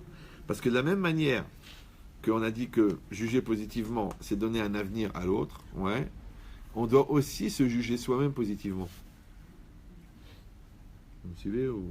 D'accord? Parce que on a dit que le Yetzirah, il veut faire perdre du temps. La deuxième arme du Yetzirah, c'est la tristesse. Donc il démoralise. Il te dévalorise, il te fracasse, il te concasse. Et si tu vas me dire, oui, mais vous savez pas comment il me parle, l'autre, j'ai déjà expliqué 1 million de fois, mais je ne peux pas refaire tous les cours à chaque cours, que la puissance d'agression de l'autre n'existe qu'en fonction du relais que tu as créé en toi pour transmettre cette agression.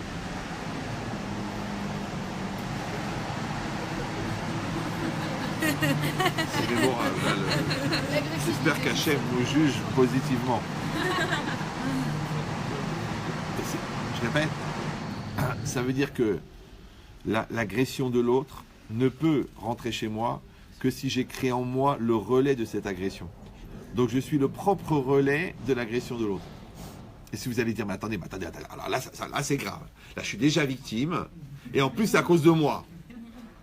Non, je dis et je répète, le bruit de la mer, c'est le bruit de la mer. Le froid, c'est le froid. La pluie, c'est la pluie. Les brêles, c'est les brêles. D'accord? Mais la question, c'est pourquoi j'attrape froid? J'attrape pas froid parce qu'il fait froid. J'attrape froid parce que je suis pas couvert. Parce que j'ai pas le moral. Parce que j'ai mal dormi. Parce que j'ai pas un projet de vie. Alors j'attrape froid. Donc c'est parce que je suis vide que ça rentre. D'accord? Maintenant, moi, j'ai accepté cette agression. J'ai entendu ce gros mot. J'ai mal pris cette remarque et ça rentre chez moi. Et si tu vas me dire, oui, mais attendez. C'est justement la personne de qui je veux apprendre que c'est elle qui me fait le plus de mal. Comment c'est possible? Et c'est ça le paradoxe. C'est que tu es obligé d'ouvrir la porte pour accueillir l'autre, mais en même temps, c'est par cette porte-là qu'il va te faire du mal. Voilà, c'est pour ça que les placements à risque rapportent le plus. Maintenant, tu peux faire des placements qui ne sont pas à risque. Au lieu de te marier, tu peux adopter un chat. C'est beaucoup moins risqué. Le chat est très propre. Oui, il est assez indépendant. Il est câlin. Il adore les caresses. C'est peut-être plus simple. Voilà. Mais tu ne pourras pas procréer. Il y en a qui ont essayé, ils ont eu des problèmes. D'accord. Mais c'est quoi l'idée? Non, parce que tu vois, mon chat, mon petit chat. Non, c'est ton mari, c'est pas ton chat. Même s'il faut appeler un chat, ouais. Mais c'est ça la logique. La logique, vous avez compris maintenant, c'est que même moi, comme je dois juger l'autre positivement, je dois aussi me juger positivement. Ça veut dire quoi? C'est que je dois avoir le souci de maintenir ma personne dans un état de force, dans un état de bien-être. Dans les mots, il n'y en a pas qui a écrit encore c'est quoi ce boucan. J'attends, je vois les messages, mais bon. Oui.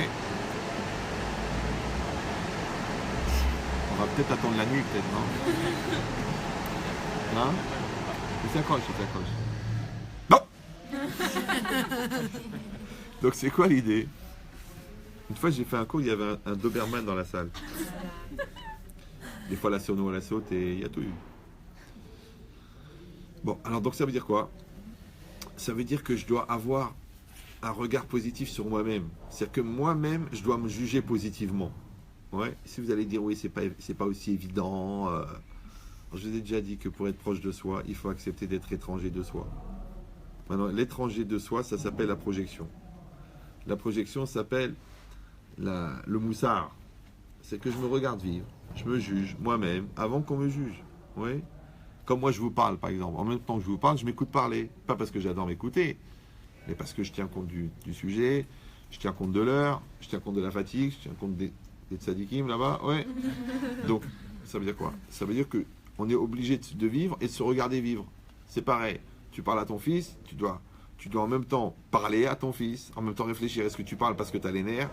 Est-ce que tu te rends compte qu'il a 8 ans et que le discours que tu parles, il est pour un gosse de 40 ans? Ouais. Donc, cette logique-là, c'est que tu ne peux réguler ton existence que si toi-même tu la maîtrises. D'accord? Et bien, dans cette régulation de ton existence, tu dois mettre une connotation positive. Et on a dit que positif, c'est Tov. Et Tov, c'est quoi? C'est d'aller vers grandir. Donc, à chaque fois que tu es dans un esprit constructif, positif, évolutif, tu n'as pas à avoir peur. Maintenant, ça va un peu te coûter, mais c'est pas grave. D'accord? Les gens qui veulent faire de la musculation ne trouvent pas que les haltères sont lourdes. Par contre, les gens qui ne veulent pas faire de musculation, ça altère leurs efforts. Ils n'y arrivent pas. Ouais. Et ben, tout est pareil. Tu trouves que c'est loin parce que tu n'as rien à faire pendant le chemin. C'est d'ailleurs pour ça qu'on t'envoie loin. Mais si tu avais vraiment quelque chose à faire pendant le chemin, on t'enverra un endroit proche. Parce qu'on ne voudrait pas que tu perdes ton temps. Et c'est pareil maintenant. Si l'autre ne comprend rien, toi tu dois réfléchir, est-ce que tu es clair? Et si l'enfant, tu vois qu'il est traumatisé, ça veut dire que ton ton, il est trop fort. Ouais, tu crois que c'est de la conviction, en vérité c'est du traumatisme, c'est du terrorisme. Tu peux pas le savoir toi, parce que quand toi tu pinces le nez, tu comprends pas pourquoi l'autre il se tord de douleur, parce que c'est toi qui pinces. Donc il faut que tu te regardes vivre. Maintenant dans ce regard que tu portes sur toi, là aussi tu dois avoir du lekaf zechut. Et juger positivement à ce moment-là, ça veut dire encore une fois donner un avenir. Donc si tu vas être dans une tentation de te braquer, de te bloquer, de dire vous ne la connaissez pas, c'est trop difficile, et c'est trop dur, il est méchant, on n'y arrivera pas, ou tu parles tout le temps du passé, tu écoutes Radio Nostalgie, et tu penses que ça ne marchera pas, et que ça ne sert à rien de faire des efforts, et que de toute façon ça ira nulle part, et que j'étais souvent déçu. Mais ce discours, il sert à quoi? Il mènera où? Nulle part. Tu dis oui mais ça fait du bien de le dire.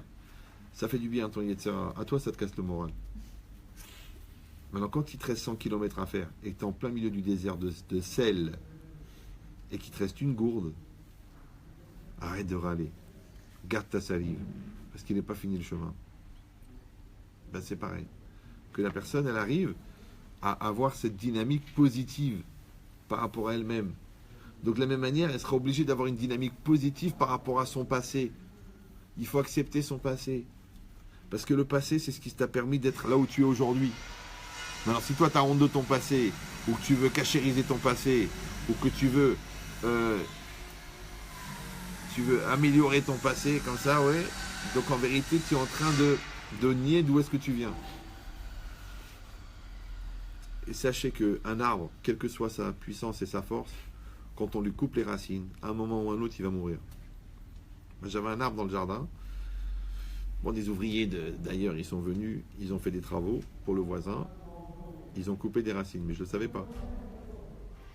Ils ont rebouché. 15 jours après, il est tombé.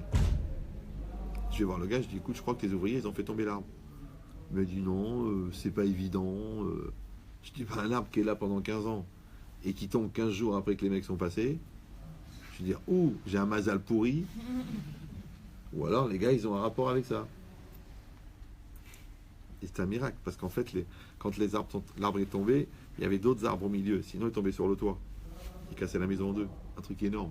Ouais. Mais c'est quoi l'idée? L'idée, c'est que moi, je n'ai pas tiré une leçon qu'il y a des gens malhonnêtes ou alors des ouvriers embrouilleurs. Non, j'ai tiré la leçon que quand tu coupes les racines, l'arbre il tombe, quel que soit son âge. Donc il faut pas se couper de ses racines. Il ne faut pas se couper de ses parents. Ouais, même si tu avais des parents qui sont tordus, au maximum, tu dois penser qu'ils étaient maladroits. Et même si tu ne veux plus leur parler parce qu'ils sont nocifs, cachérise-les quand même. Parce que sinon, la moitié de ta vie, tu vas souffrir de ce qu'ils t'ont fait vivre, et l'autre moitié, tu vas regretter ce que tu n'as pas vécu. Alors c'est quand que tu vas vivre? Ça va? Donc tu dis au pire c'était des malades. L'autre jour j'étais avec un couple comme ça. Alors, le gars il avait préparé toute une stratégie pour expliquer que sa femme était sous influence. Alors moi je le savais parce que j'avais entendu l'autre version. Donc je l'ai laissé parler, il a parlé. Je dis ok, bon alors maintenant on va pas parler de ça. On va parler de comment ça se fait que votre couple il a subi influence au lieu de me dire que votre femme était sous influence. Parce que c'est tellement facile de se mettre, de trouver la raison extérieure plutôt que de chercher la raison intérieure. Parce que si vraiment tout s'est passé entre ce mec-là et ta femme qui a été influencée, alors qu'est-ce que tu fais sur la photo, toi?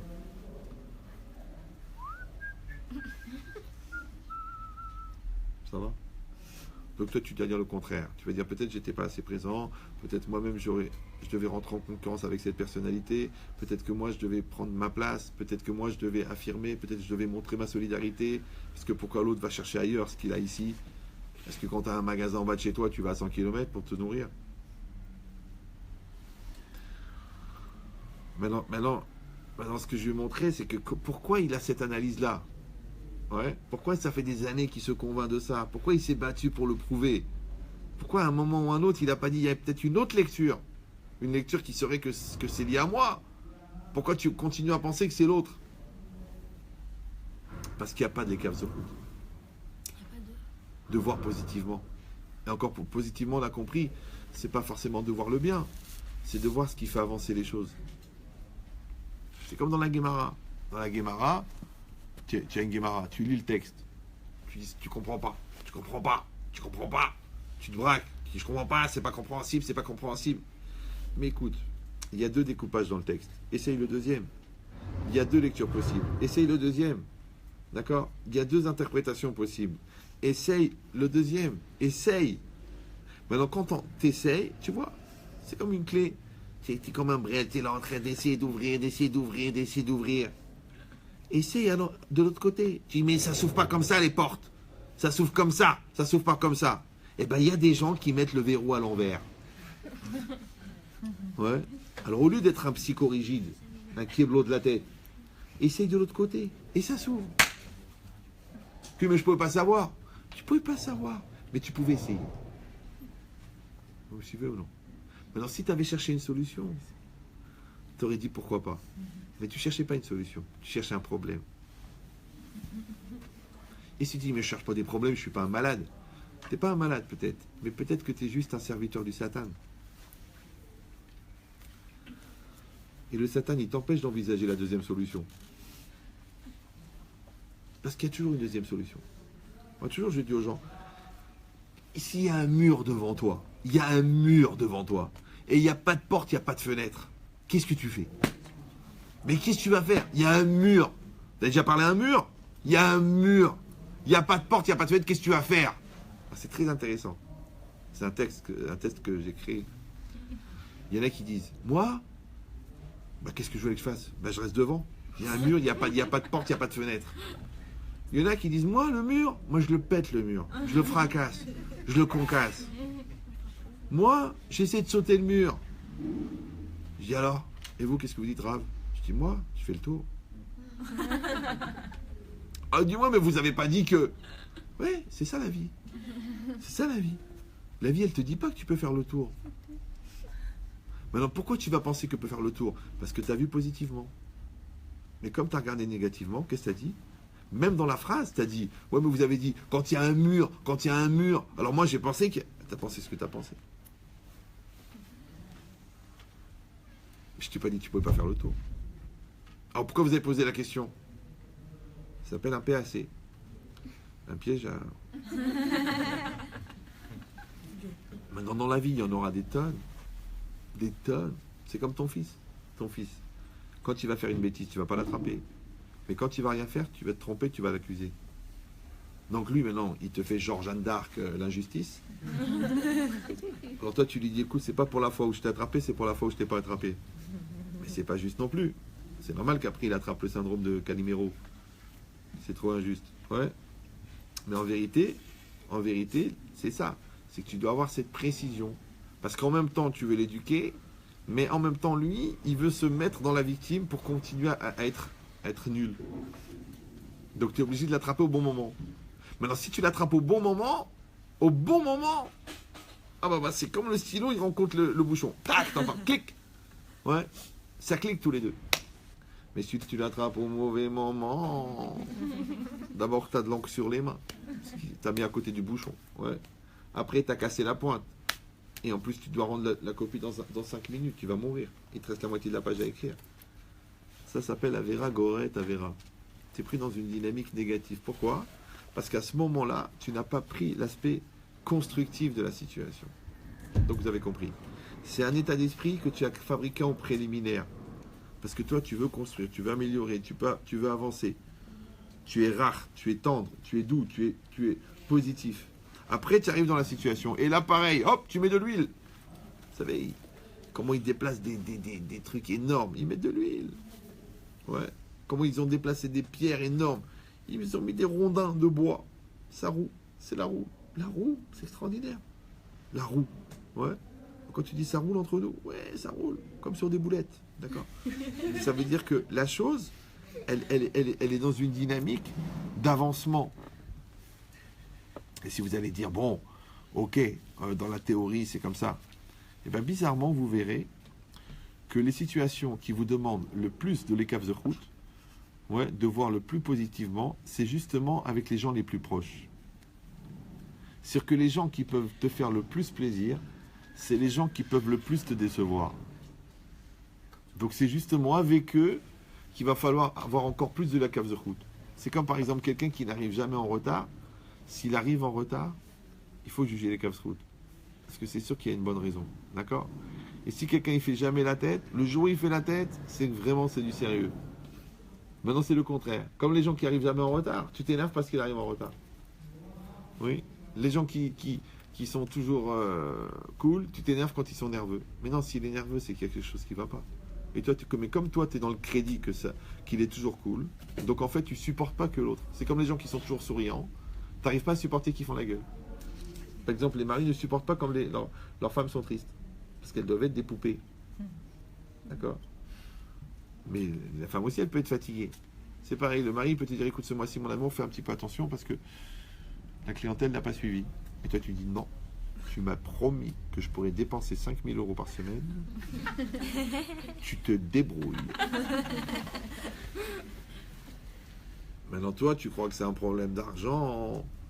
En vérité, c'est une épreuve de solidarité. Ouais. C'est une épreuve de coordination.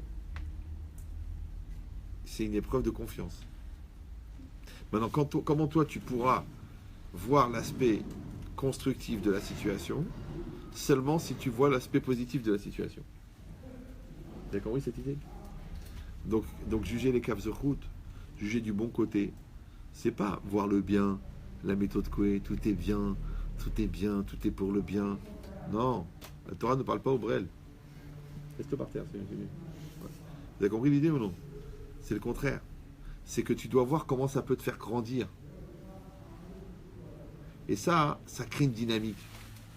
C'est que les dents, elles s'engagent l'une dans l'autre et elles avancent.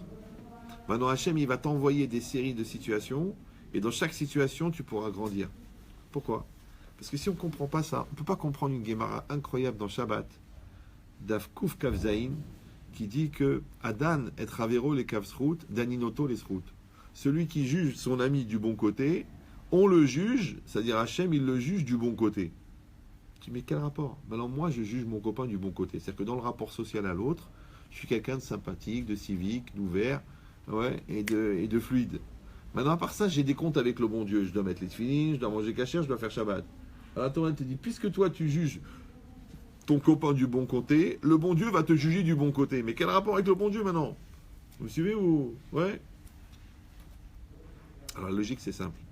C'est que quand on dit que la vie, c'est une série d'épreuves, pour devenir la personne que tu es censé être, et que la meilleure école, le meilleur apprentissage du devenir, c'est l'autre, parce qu'on est beaucoup plus impliqué émotionnellement avec l'autre qu'avec la réalité, même avec la réalité de la mitzvah.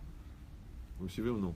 Il y a une différence entre mettre les téphilines et aller de Neuilly à Astin avec un sac de provisions pour amener à manger à une famille qui habite dans une cité pourrie au 8e étage d'une cage d'escalier remplie de pipi. Où je mets les téphilines, où je fais un chèque. Je dis non, combien tu veux donner? 100 euros.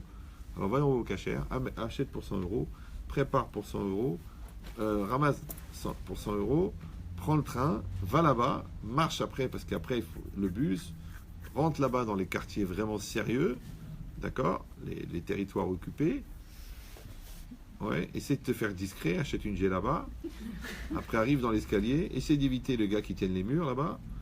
Après, il n'y a pas d'ascenseur, tu montes à pied, tu arrives là-haut, elle est à moitié folle, elle crie « Qu'est-ce que vous voulez? J'en ai marre, allez-vous-en » Je dis « Madame, je viens parce qu'on m'a dit de vous amener des repas, et comme c'est la veille de la fête, et tu vois les cafards, et tu vois le matelas par terre, et elle n'a plus de dents, et elle te dit « Laisse-moi pleurer, c'est la première personne qui me visite depuis 1 an et demi. » Et elle te dit « Je ne peux pas me bouger parce que j'ai une arthrose des 2 épaules. » Elle te dit « Vous pouvez mettre le manger dans la bouche. » Là, tu as fait une mitzvah. Sans cette mitzvah là, enfin, tu crois que tu as fait une mitzvah parce que c'est extraordinaire et parce que émotionnellement quand tu la racontes ça fait quelque chose? Non, parce que ça t'a coûté. T'as grandi, t'as changé. Donc tu vas réfléchir maintenant quand tu vas faire quelque chose. Ouais. Donc c'est ça un marassé. Un marassé il t'a fait grandir. Maintenant pourquoi il t'a fait grandir? Parce que tu l'as vécu. Ouais. Maintenant si toi tu es dans une distance entre toi et ce que tu vis, la chose ne te fait pas changer. Alors, comme il y a un déni de vécu, il peut y avoir un déni de responsabilité, il peut y avoir un déni de grandir. Ça s'appelle un déni d'existentialité. Donc quand je vais accepter que l'autre est là pour me faire grandir, puisque le plus grand Nisayon c'est l'autre, donc quand je vais casser chez moi cette impulsion de ne pas grandir avec l'autre, c'est la même manière que de casser une impulsion de faire une avéra. Or, comment j'ai fauté? Par impulsion. Vous me suivez quelle est la différence entre l'homme et l'animal? L'animal, impulsion, action. Il voit l'herbe, il fume l'herbe, il mange l'herbe. D'accord? Et l'homme, c'est quoi? C'est impulsion, réflexion, action. Maintenant, l'Yetzar, il détruit cette partie. Il détruit. Ouais, il fait des achats compulsifs, il fait des réactions incroyables, il fait des nerfs, il fait des peurs, il enlève la partie humaine qui est la réflexion. En fait, il enlève le da'at. D'accord? Pour ça que la vera, il s'appelle ici hada'at. Donc, quand moi je vais casser cette dimension impulsive, ouais, et c'est ça la vraie teshuva. Donc, je reviens, en français, on dit j'ai retrouvé la raison. Oui, ça veut dire je suis raisonnable, je fonctionne selon ma raison. C'est pas que je fais des choses qui sont raisonnables, ouais, parce que je suis pas trop exigeant, je suis raisonnable. Non, raisonnable, c'est celui qui va selon sa raison. Mais l'Yetzara, il empêche d'aller selon la raison. Il te rend déraisonnable.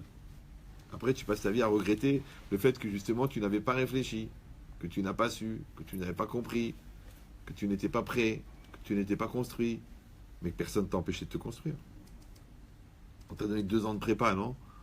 Pour rentrer à HEC. Eh ben, on t'a donné 2 ans de cours pour te marier. Et qu'est-ce que t'as fait? T'as été voir des traiteurs. Tant pis pour toi. On va pas en faire un plat. Donc cette idée-là, que l'autre, il me fait grandir. Ouais. Et que quand moi je passe l'épreuve de l'autre, puisque c'est l'épreuve la plus dure, c'est celle-là qui me fait grandir. Et qu'en fait, le rapport à l'autre, c'est l'apprentissage du rapport à Dieu. Parce que comme j'ai du mal à voir Dieu, le mon Dieu t'a envoyé l'autre. Et le moussard, c'est quoi? C'est de voir Dieu dans l'autre. Ça s'appelle Tselem Elohim. Je vois Dieu dans l'autre. J'ai compris qu'en fait, Dieu, il s'adresse à moi à travers l'autre. Parce que si je marche dans la rue, je tombe sur une peau de banane, je me fais mal au derrière, je ne vais pas m'engueuler avec le parterre et avec la banane. Mais si c'est l'autre qui me fait une banane, pourquoi je m'engueule avec l'autre? Quoi, c'est moi, Mina Shamaim? Ah, parce qu'il y a un intervenant extérieur. Et alors, c'est juste un appel d'offres qu'Hachem a dit. Hachem a dit, tiens, il n'y a pas un tordu qui voudrait faire une crasse à quelqu'un. Le gars, il a levé la main.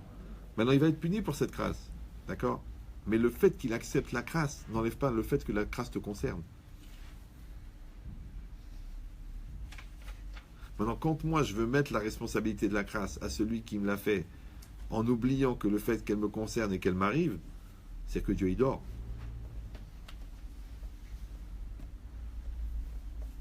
Donc, quand moi je vais travailler avec l'autre, en fait, je travaille avec Dieu. C'est pour ça que le Messie Técharim, il dit celui qui n'arrive pas à aimer l'autre, il ne pourra pas aimer Dieu. C'est ça que la Gemara dans Kiddushin, elle dit les enfants qui n'arrivent pas à respecter leurs parents, ils ne vont pas respecter Dieu. Les enfants qui n'arrivent pas à craindre leurs parents, ils ne vont pas craindre Dieu. Donc, en fait, le respect des parents et la crainte des parents, c'est juste l'apprentissage à la crainte de Dieu. Ça va? Ça veut dire qu'Hachem, il a créé l'autre pour être le relais de Dieu. Mais est-ce que moi je suis prêt à grandir? Alors si déjà, c'est un calvahamor, si déjà, avec l'autre que je ne vois pas, j'arrive pas à m'investir, alors comment tu vas... Avec l'autre que tu vois, tu n'arrives pas à t'investir, alors avec l'autre que tu ne vois pas. Si déjà les gens que tu vois, le bien qu'ils te font, tu n'arrives pas à dire merci, comment tu vas dire merci à celui qui te fait du bien mais que tu ne le vois pas? Et que tu pourrais te tenter que ça vient de toi. De la même manière que la grâce que tu reçois, elle peut passer par l'autre, mais elle vient de Dieu. De la même manière que le bien qui peut passer par l'autre, il vient de Dieu. Donc qu'est-ce que tu fais en fait? Tu cherches Hachem. Ça s'appelle Mevakesh Hachem. Ça veut dire que l'autre, en fin de compte, il devient l'apprentissage de la relation à Dieu. C'est pour ça que le mal vécu de l'apprentissage de l'autre, on l'appelle l'enfer. C'est pour ça qu'il a dit, le Détarchant, l'enfer c'est les autres. Sartre.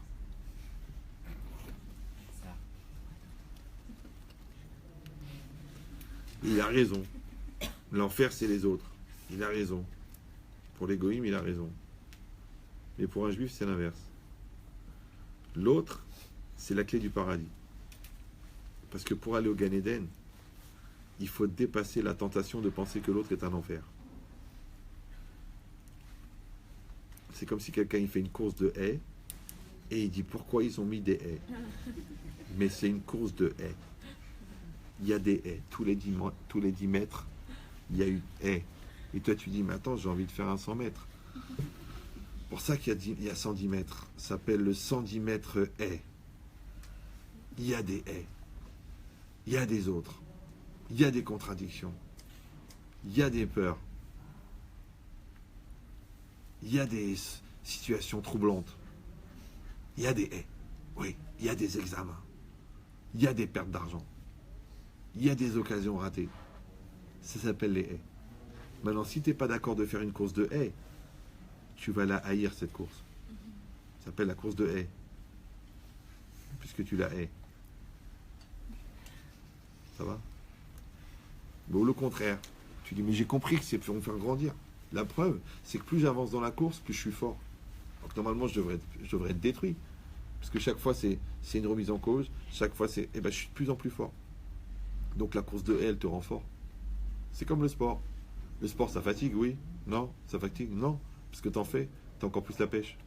En plus, tu dors bien. Là, tu dis non, je veux pas en faire. Alors tu en fais pas. Tu cumules des graisses. Tu cumules du sucre. Tu cumules de l'arthrose. Après, tu cumules une fatigue au niveau cardiaque.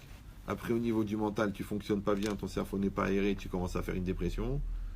Comme tu te sens pas bien, tu bois de l'alcool, tu cumules encore plus des toxines. Et après, tu dis, c'est bizarre, j'ai mal partout. On t'a dit, fais du sport. Alors, si déjà le mouvement physique, il génère une désintoxication, alors tu crois que le mouvement mental, il n'entraîne pas une désintoxication. Et le mouvement spirituel, tu crois qu'il n'entraîne pas une désintoxication. Donc, ça veut dire que tu es obligé de courir. Tu es obligé de courir. Et courir, ça donne des forces. C'est pour ça que la Gemara, elle dit que celui qui lit doucement le Kriyat Shema, on lui refroidit l'enfer. Tu mets quel rapport? C'est ce qu'il y a une mitzvah qui s'appelle Kriyat Shema, la lecture du Shema. En fait, c'est Kabbalat Ol Malchut Shamaim qu'on doit prendre sur nous le joug divin. Maintenant, si vous apprenez la halachot de Kriyat Shema, il faut lire chaque lettre, il faut prononcer chaque mot, il faut faire attention au contresens, parce que quand tu dis Shema Israël, ça veut dire que Dieu écoute Israël, mais si tu dis Shema Israël, ça veut dire peut-être Israël. Peut-être Israël, Dieu est l'Éternel est notre Dieu, l'Éternel est un. Si tu dis Ol Ovdo, c'est pour le servir, Hachem. Si tu dis Ol Ovdo, c'est pour le détruire. Alors fais attention quand tu prononces. D'accord? Maintenant, la Gemara elle dit celui qui va bien prononcer chaque lettre, on va lui refroidir l'enfer. Tu dis mais je comprends pas, quel rapport maintenant? Ouais. Pourquoi encore une fois? Parce que chaque mitzvah elle a un Yetzer Hara. Donc le Yetzer Hara de la prière c'est de penser à autre chose. C'est normal, la mitzvah c'est de se concentrer. Le Yetzer Hara du Kriyat Shema c'est de lire vite. Donc c'est parce que la mitzvah c'est de lire doucement. Le Yetzer Hara du mariage c'est de regarder ailleurs. Parce que tu dois te concentrer sur ta femme, sur ton mari. Ouais. C'est un exemple. Donc chaque mitzvah elle a un Yetzer Hara. Maintenant, le Yetzer Hara de la mitzvah, en même temps, c'est ce qui t'empêche de faire la mitzvah, mais en même temps, c'est ce qui te permet de bien faire la mitzvah, puisque tu sais ce qu'il faut faire quand tu sais ce qu'il ne faut pas faire.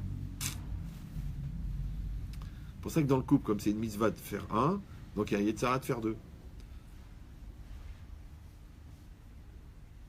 Maintenant, quand moi, je vais réussir à faire le Kriyat Shema en lisant lettre par lettre, je vais casser mon Yetzer Hara de lire vite.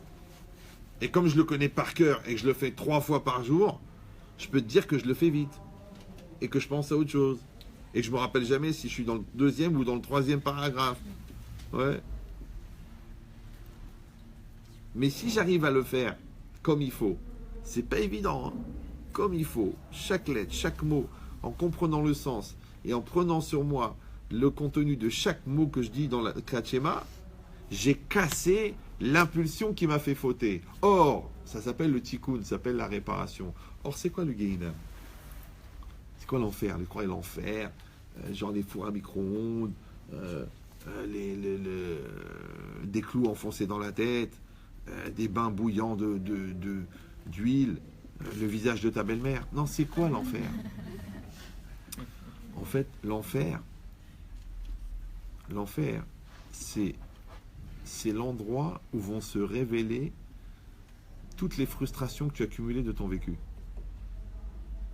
Par exemple, un fumeur, c'est un fumeur, il fume, il adore fumer, il fume avant de manger, il fume pendant de manger, il fume après manger. C'est quoi l'enfer? C'est qu'il arrive dans un endroit où il ne peut pas fumer. Comme les gens rentrent dans l'avion, ils disent écoutez, on ne peut pas fumer. Il y a combien d'heures de vol? 2 ans. Parce que le mec il dit 4 heures, c'est pas évident. Déjà les 24 heures du Shabbat, je pourris ma famille parce que je fume pas. Mais s'il y avait 2 ans de vol, mais je vais mourir. Tu peux si tu veux. Tu ouvres la porte, tu sautes. Donc c'est quoi l'idée?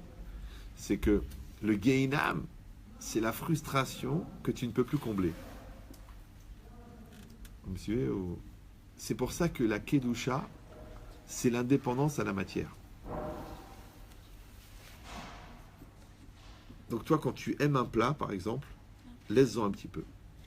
Tu n'es pas obligé de racler la porcelaine pour essayer d'attraper les dernières particules emprisonnées dans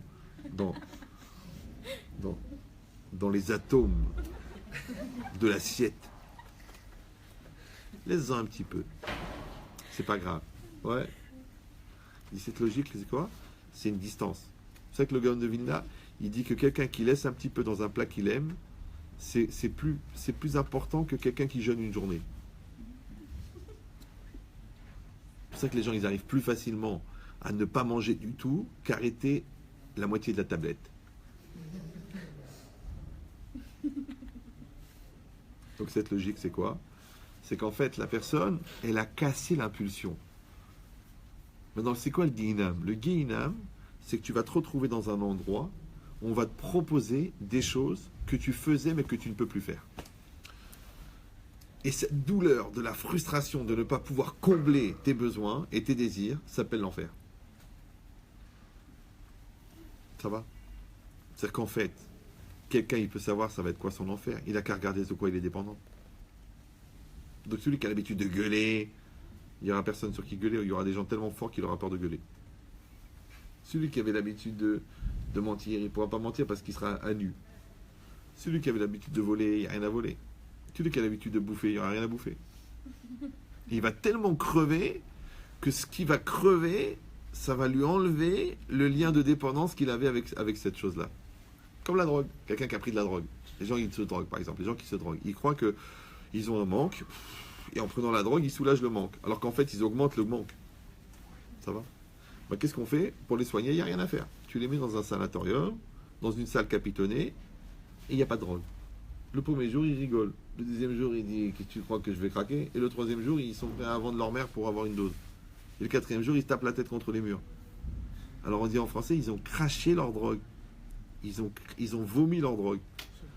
Ils ont fait un sevrage. En fait, ils ont nettoyé leur sang des dernières particules de drogue qu'il y avait à l'intérieur. Et bien le Gehinam, c'est ça. D'accord? C'est qu'en fait, tu vas te nettoyer de toute la dépendance que tu avais créée par le lien avec la matière. C'est pour ça que quand la Torah elle te dit ça c'est interdit, ça c'est pas bien, ça tu fais une bracha avant de manger, ça tu prends de la viande cachère, ça tu veux aller avec une femme, tu dis ouais j'ai besoin d'aller avec une femme, tu veux, tu dragues, tu t'accroches, tu t'investis, tu te préserves, tu la respectes, tu rencontres ses parents, tu fais la halachot, tu choisis le truc, tu payes la choupa, tu payes la soirée, tu payes le rabbin, tu trucs jusqu'à ce que tu arrives dans le lit. Tu m'étonnes qu'il y en a plus qui n'ont plus envie, d'accord? Pourquoi tout ça? Tu sais pourquoi? Parce que comme la sexualité c'est un très très haut niveau de matérialité, pour éviter de tomber dans l'animalité, on est obligé de faire toutes ces étapes intermédiaires pour que tu ne sois pas un chien dans le lit. En fait c'est un apprentissage. Comme tu veux, non? Et pareil c'est dans tout. Tu veux manger, fais une bracha. Attends, je ne vais pas faire une bracha. Si, fais la bracha. Baruch, tu sais ce que ça veut dire? Ata, Hachem. Elokeinu. Melech Haolam, Boré, à partir de rien. Péri, le fruit, arrête. Tu sais quoi, tu m'as fait un cours de philo là. J'ai même plus faim, à quoi ça sert de manger? Ça, c'est faire une bracha. Sinon, c'est juste une manière en fait, de rôter à l'envers. Si tu manges, tu rôtes après. Il y en a qui rôtent avant, ils mangent après. C'est juste émettre un son qui contient ce que tu vas manger ou ce que tu as mangé. D'ailleurs, quand il rote, on sait ce qu'il a mangé. D'accord? Non, tu fais le contraire. Eh bien, c'est exactement pareil. Que la personne, on a créé l'épreuve pour, en fin de compte, qu'elle puisse faire dans ce monde-ci ce qu'elle n'aura pas besoin de faire plus tard. Donc, quand toi, tu vas casser ton impulsion de fauter, ça va t'éviter d'aller au Gehinam. Si quelqu'un il va dire, eh ben, écoutez, franchement, je trouve que cette méthode vraiment frustrante et destructrice. Alors, je vais t'expliquer. JG. Tu sais, pourquoi le Lekavsrout, il vient avant l'éducation des enfants? Parce que toutes les bonnes midotes que tu as développées avec ton conjoint et toutes les mauvaises midotes que tu as cassées avec ton conjoint, ça t'évitera de les faire subir à tes enfants. Maintenant, si toi, tu n'as pas voulu construire avec ton couple, sache que la vie de tes enfants sera un enfer. Donc, ça veut dire que ce que tu n'as pas travaillé dans ce monde-ci, tu vas être obligé de le vivre dans le monde d'après. Et bien, le monde d'après, c'est tes enfants par rapport à ton couple. Ouais, et le monde d'après, c'est ton couple par rapport à ton célibat. Donc, le gars qui est malin, quand il est célibataire, il travaille ses midotes, il travaille sa crainte, il travaille sa finesse, il travaille son langage, il travaille son positivisme. Sinon, tout ce qu'il n'a pas travaillé, il va l'épouser. Et ça va être l'enfer. Après, il va accepter que cette personne-là, il est là pour le faire grandir. Donc, il va crever pour être quelqu'un de bien et pour créer un bon couple. Et maintenant qu'il a créé un bon couple, il va voir que c'est beaucoup plus facile avec les enfants. Pourquoi? Parce qu'ils ont déjà fait le travail en amont. Mais s'ils ont passé les 10 premières années à accuser l'autre, maintenant, ils vont se retrouver avec des enfants qui les accusent. Et va devenir le maître de l'accusation, ce qu'on appelle le siracuse. D'accord? Ou non. Il va dire, bon, alors on va réfléchir, on va aller voir des psychologues, on va lire des livres sur l'éducation, on va comprendre quelle est notre part à chacun. Il y en a qui vont dire encore non. Parce que c'est à cause de toi, c'est à cause de toi, c'est à cause de tes parents, à cause de ta sale race, à cause de toi. Mais dis-moi, c'est quoi la tape d'après? Quand tu as raté l'épreuve personnelle, tu as raté l'épreuve du couple et tu as raté l'épreuve de l'éducation, tu crois que c'est quoi? Qu'est-ce qui se passe après? Qu'est-ce que tu vas faire? Donc vous avez compris que le Lekav Zochut, c'est pas de tout est bien, tout est pour le bien, on est avec des gens bien, c'est bien.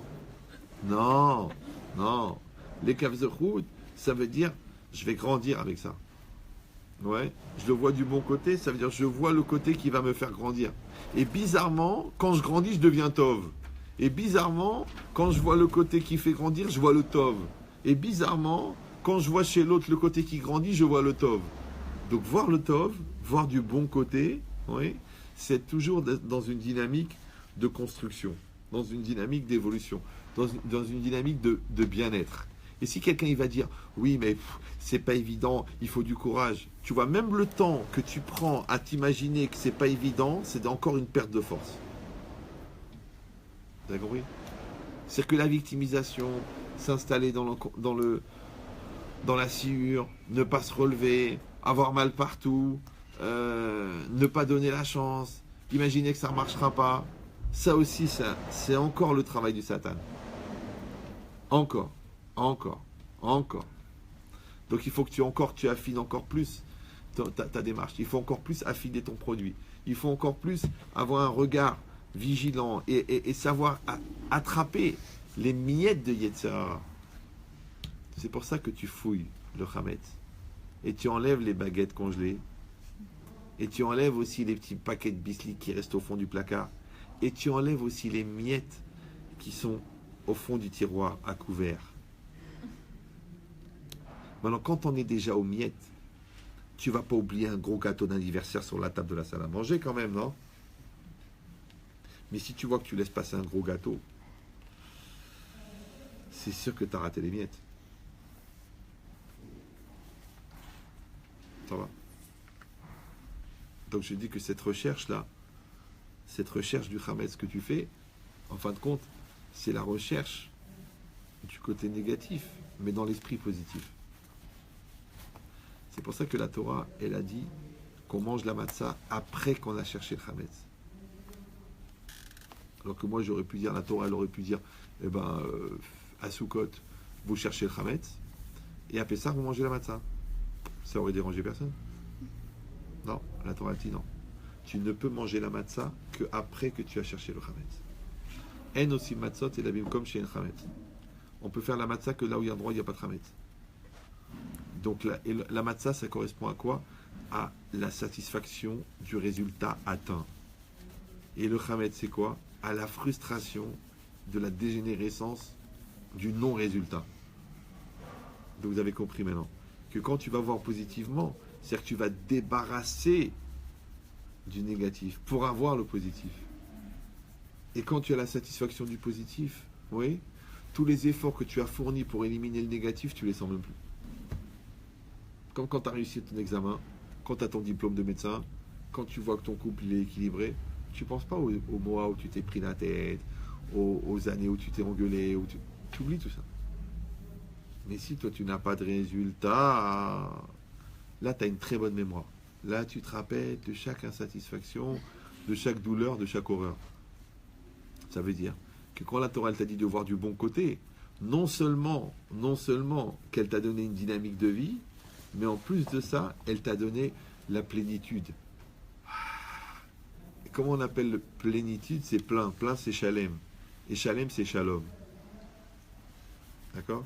Et pour être béchalom, il faut lutter contre le chasser. Parce que chasser, c'est le manque. Donc ça veut dire que quand tu vois le manque, ouais, tu complètes. Quand tu vois le manque, tu maintiens le chisaron. Tu maintiens le vide et tu maintiens le négatif. Mais quand tu vois le plein, d'accord? Et le plein, c'est pas seulement que le verre à moitié plein, il est bien. Ouais. C'est aussi que tu vois qu'il est en train de devenir le plein. Donc maintenant, le bien, il va servir pour le bien, et le mal, il va servir pour le bien. Donc il n'y a plus de mal. Donc vous avez compris que les caves de route, c'est pas simplement une bonne relation de midot avec l'autre, de voir le bon côté. En fait, c'est un esprit, une atmosphère, une école de vie pour aller tout le temps vers la réussite plutôt que le contraire, vers la victimisation. Chazak u'baruch.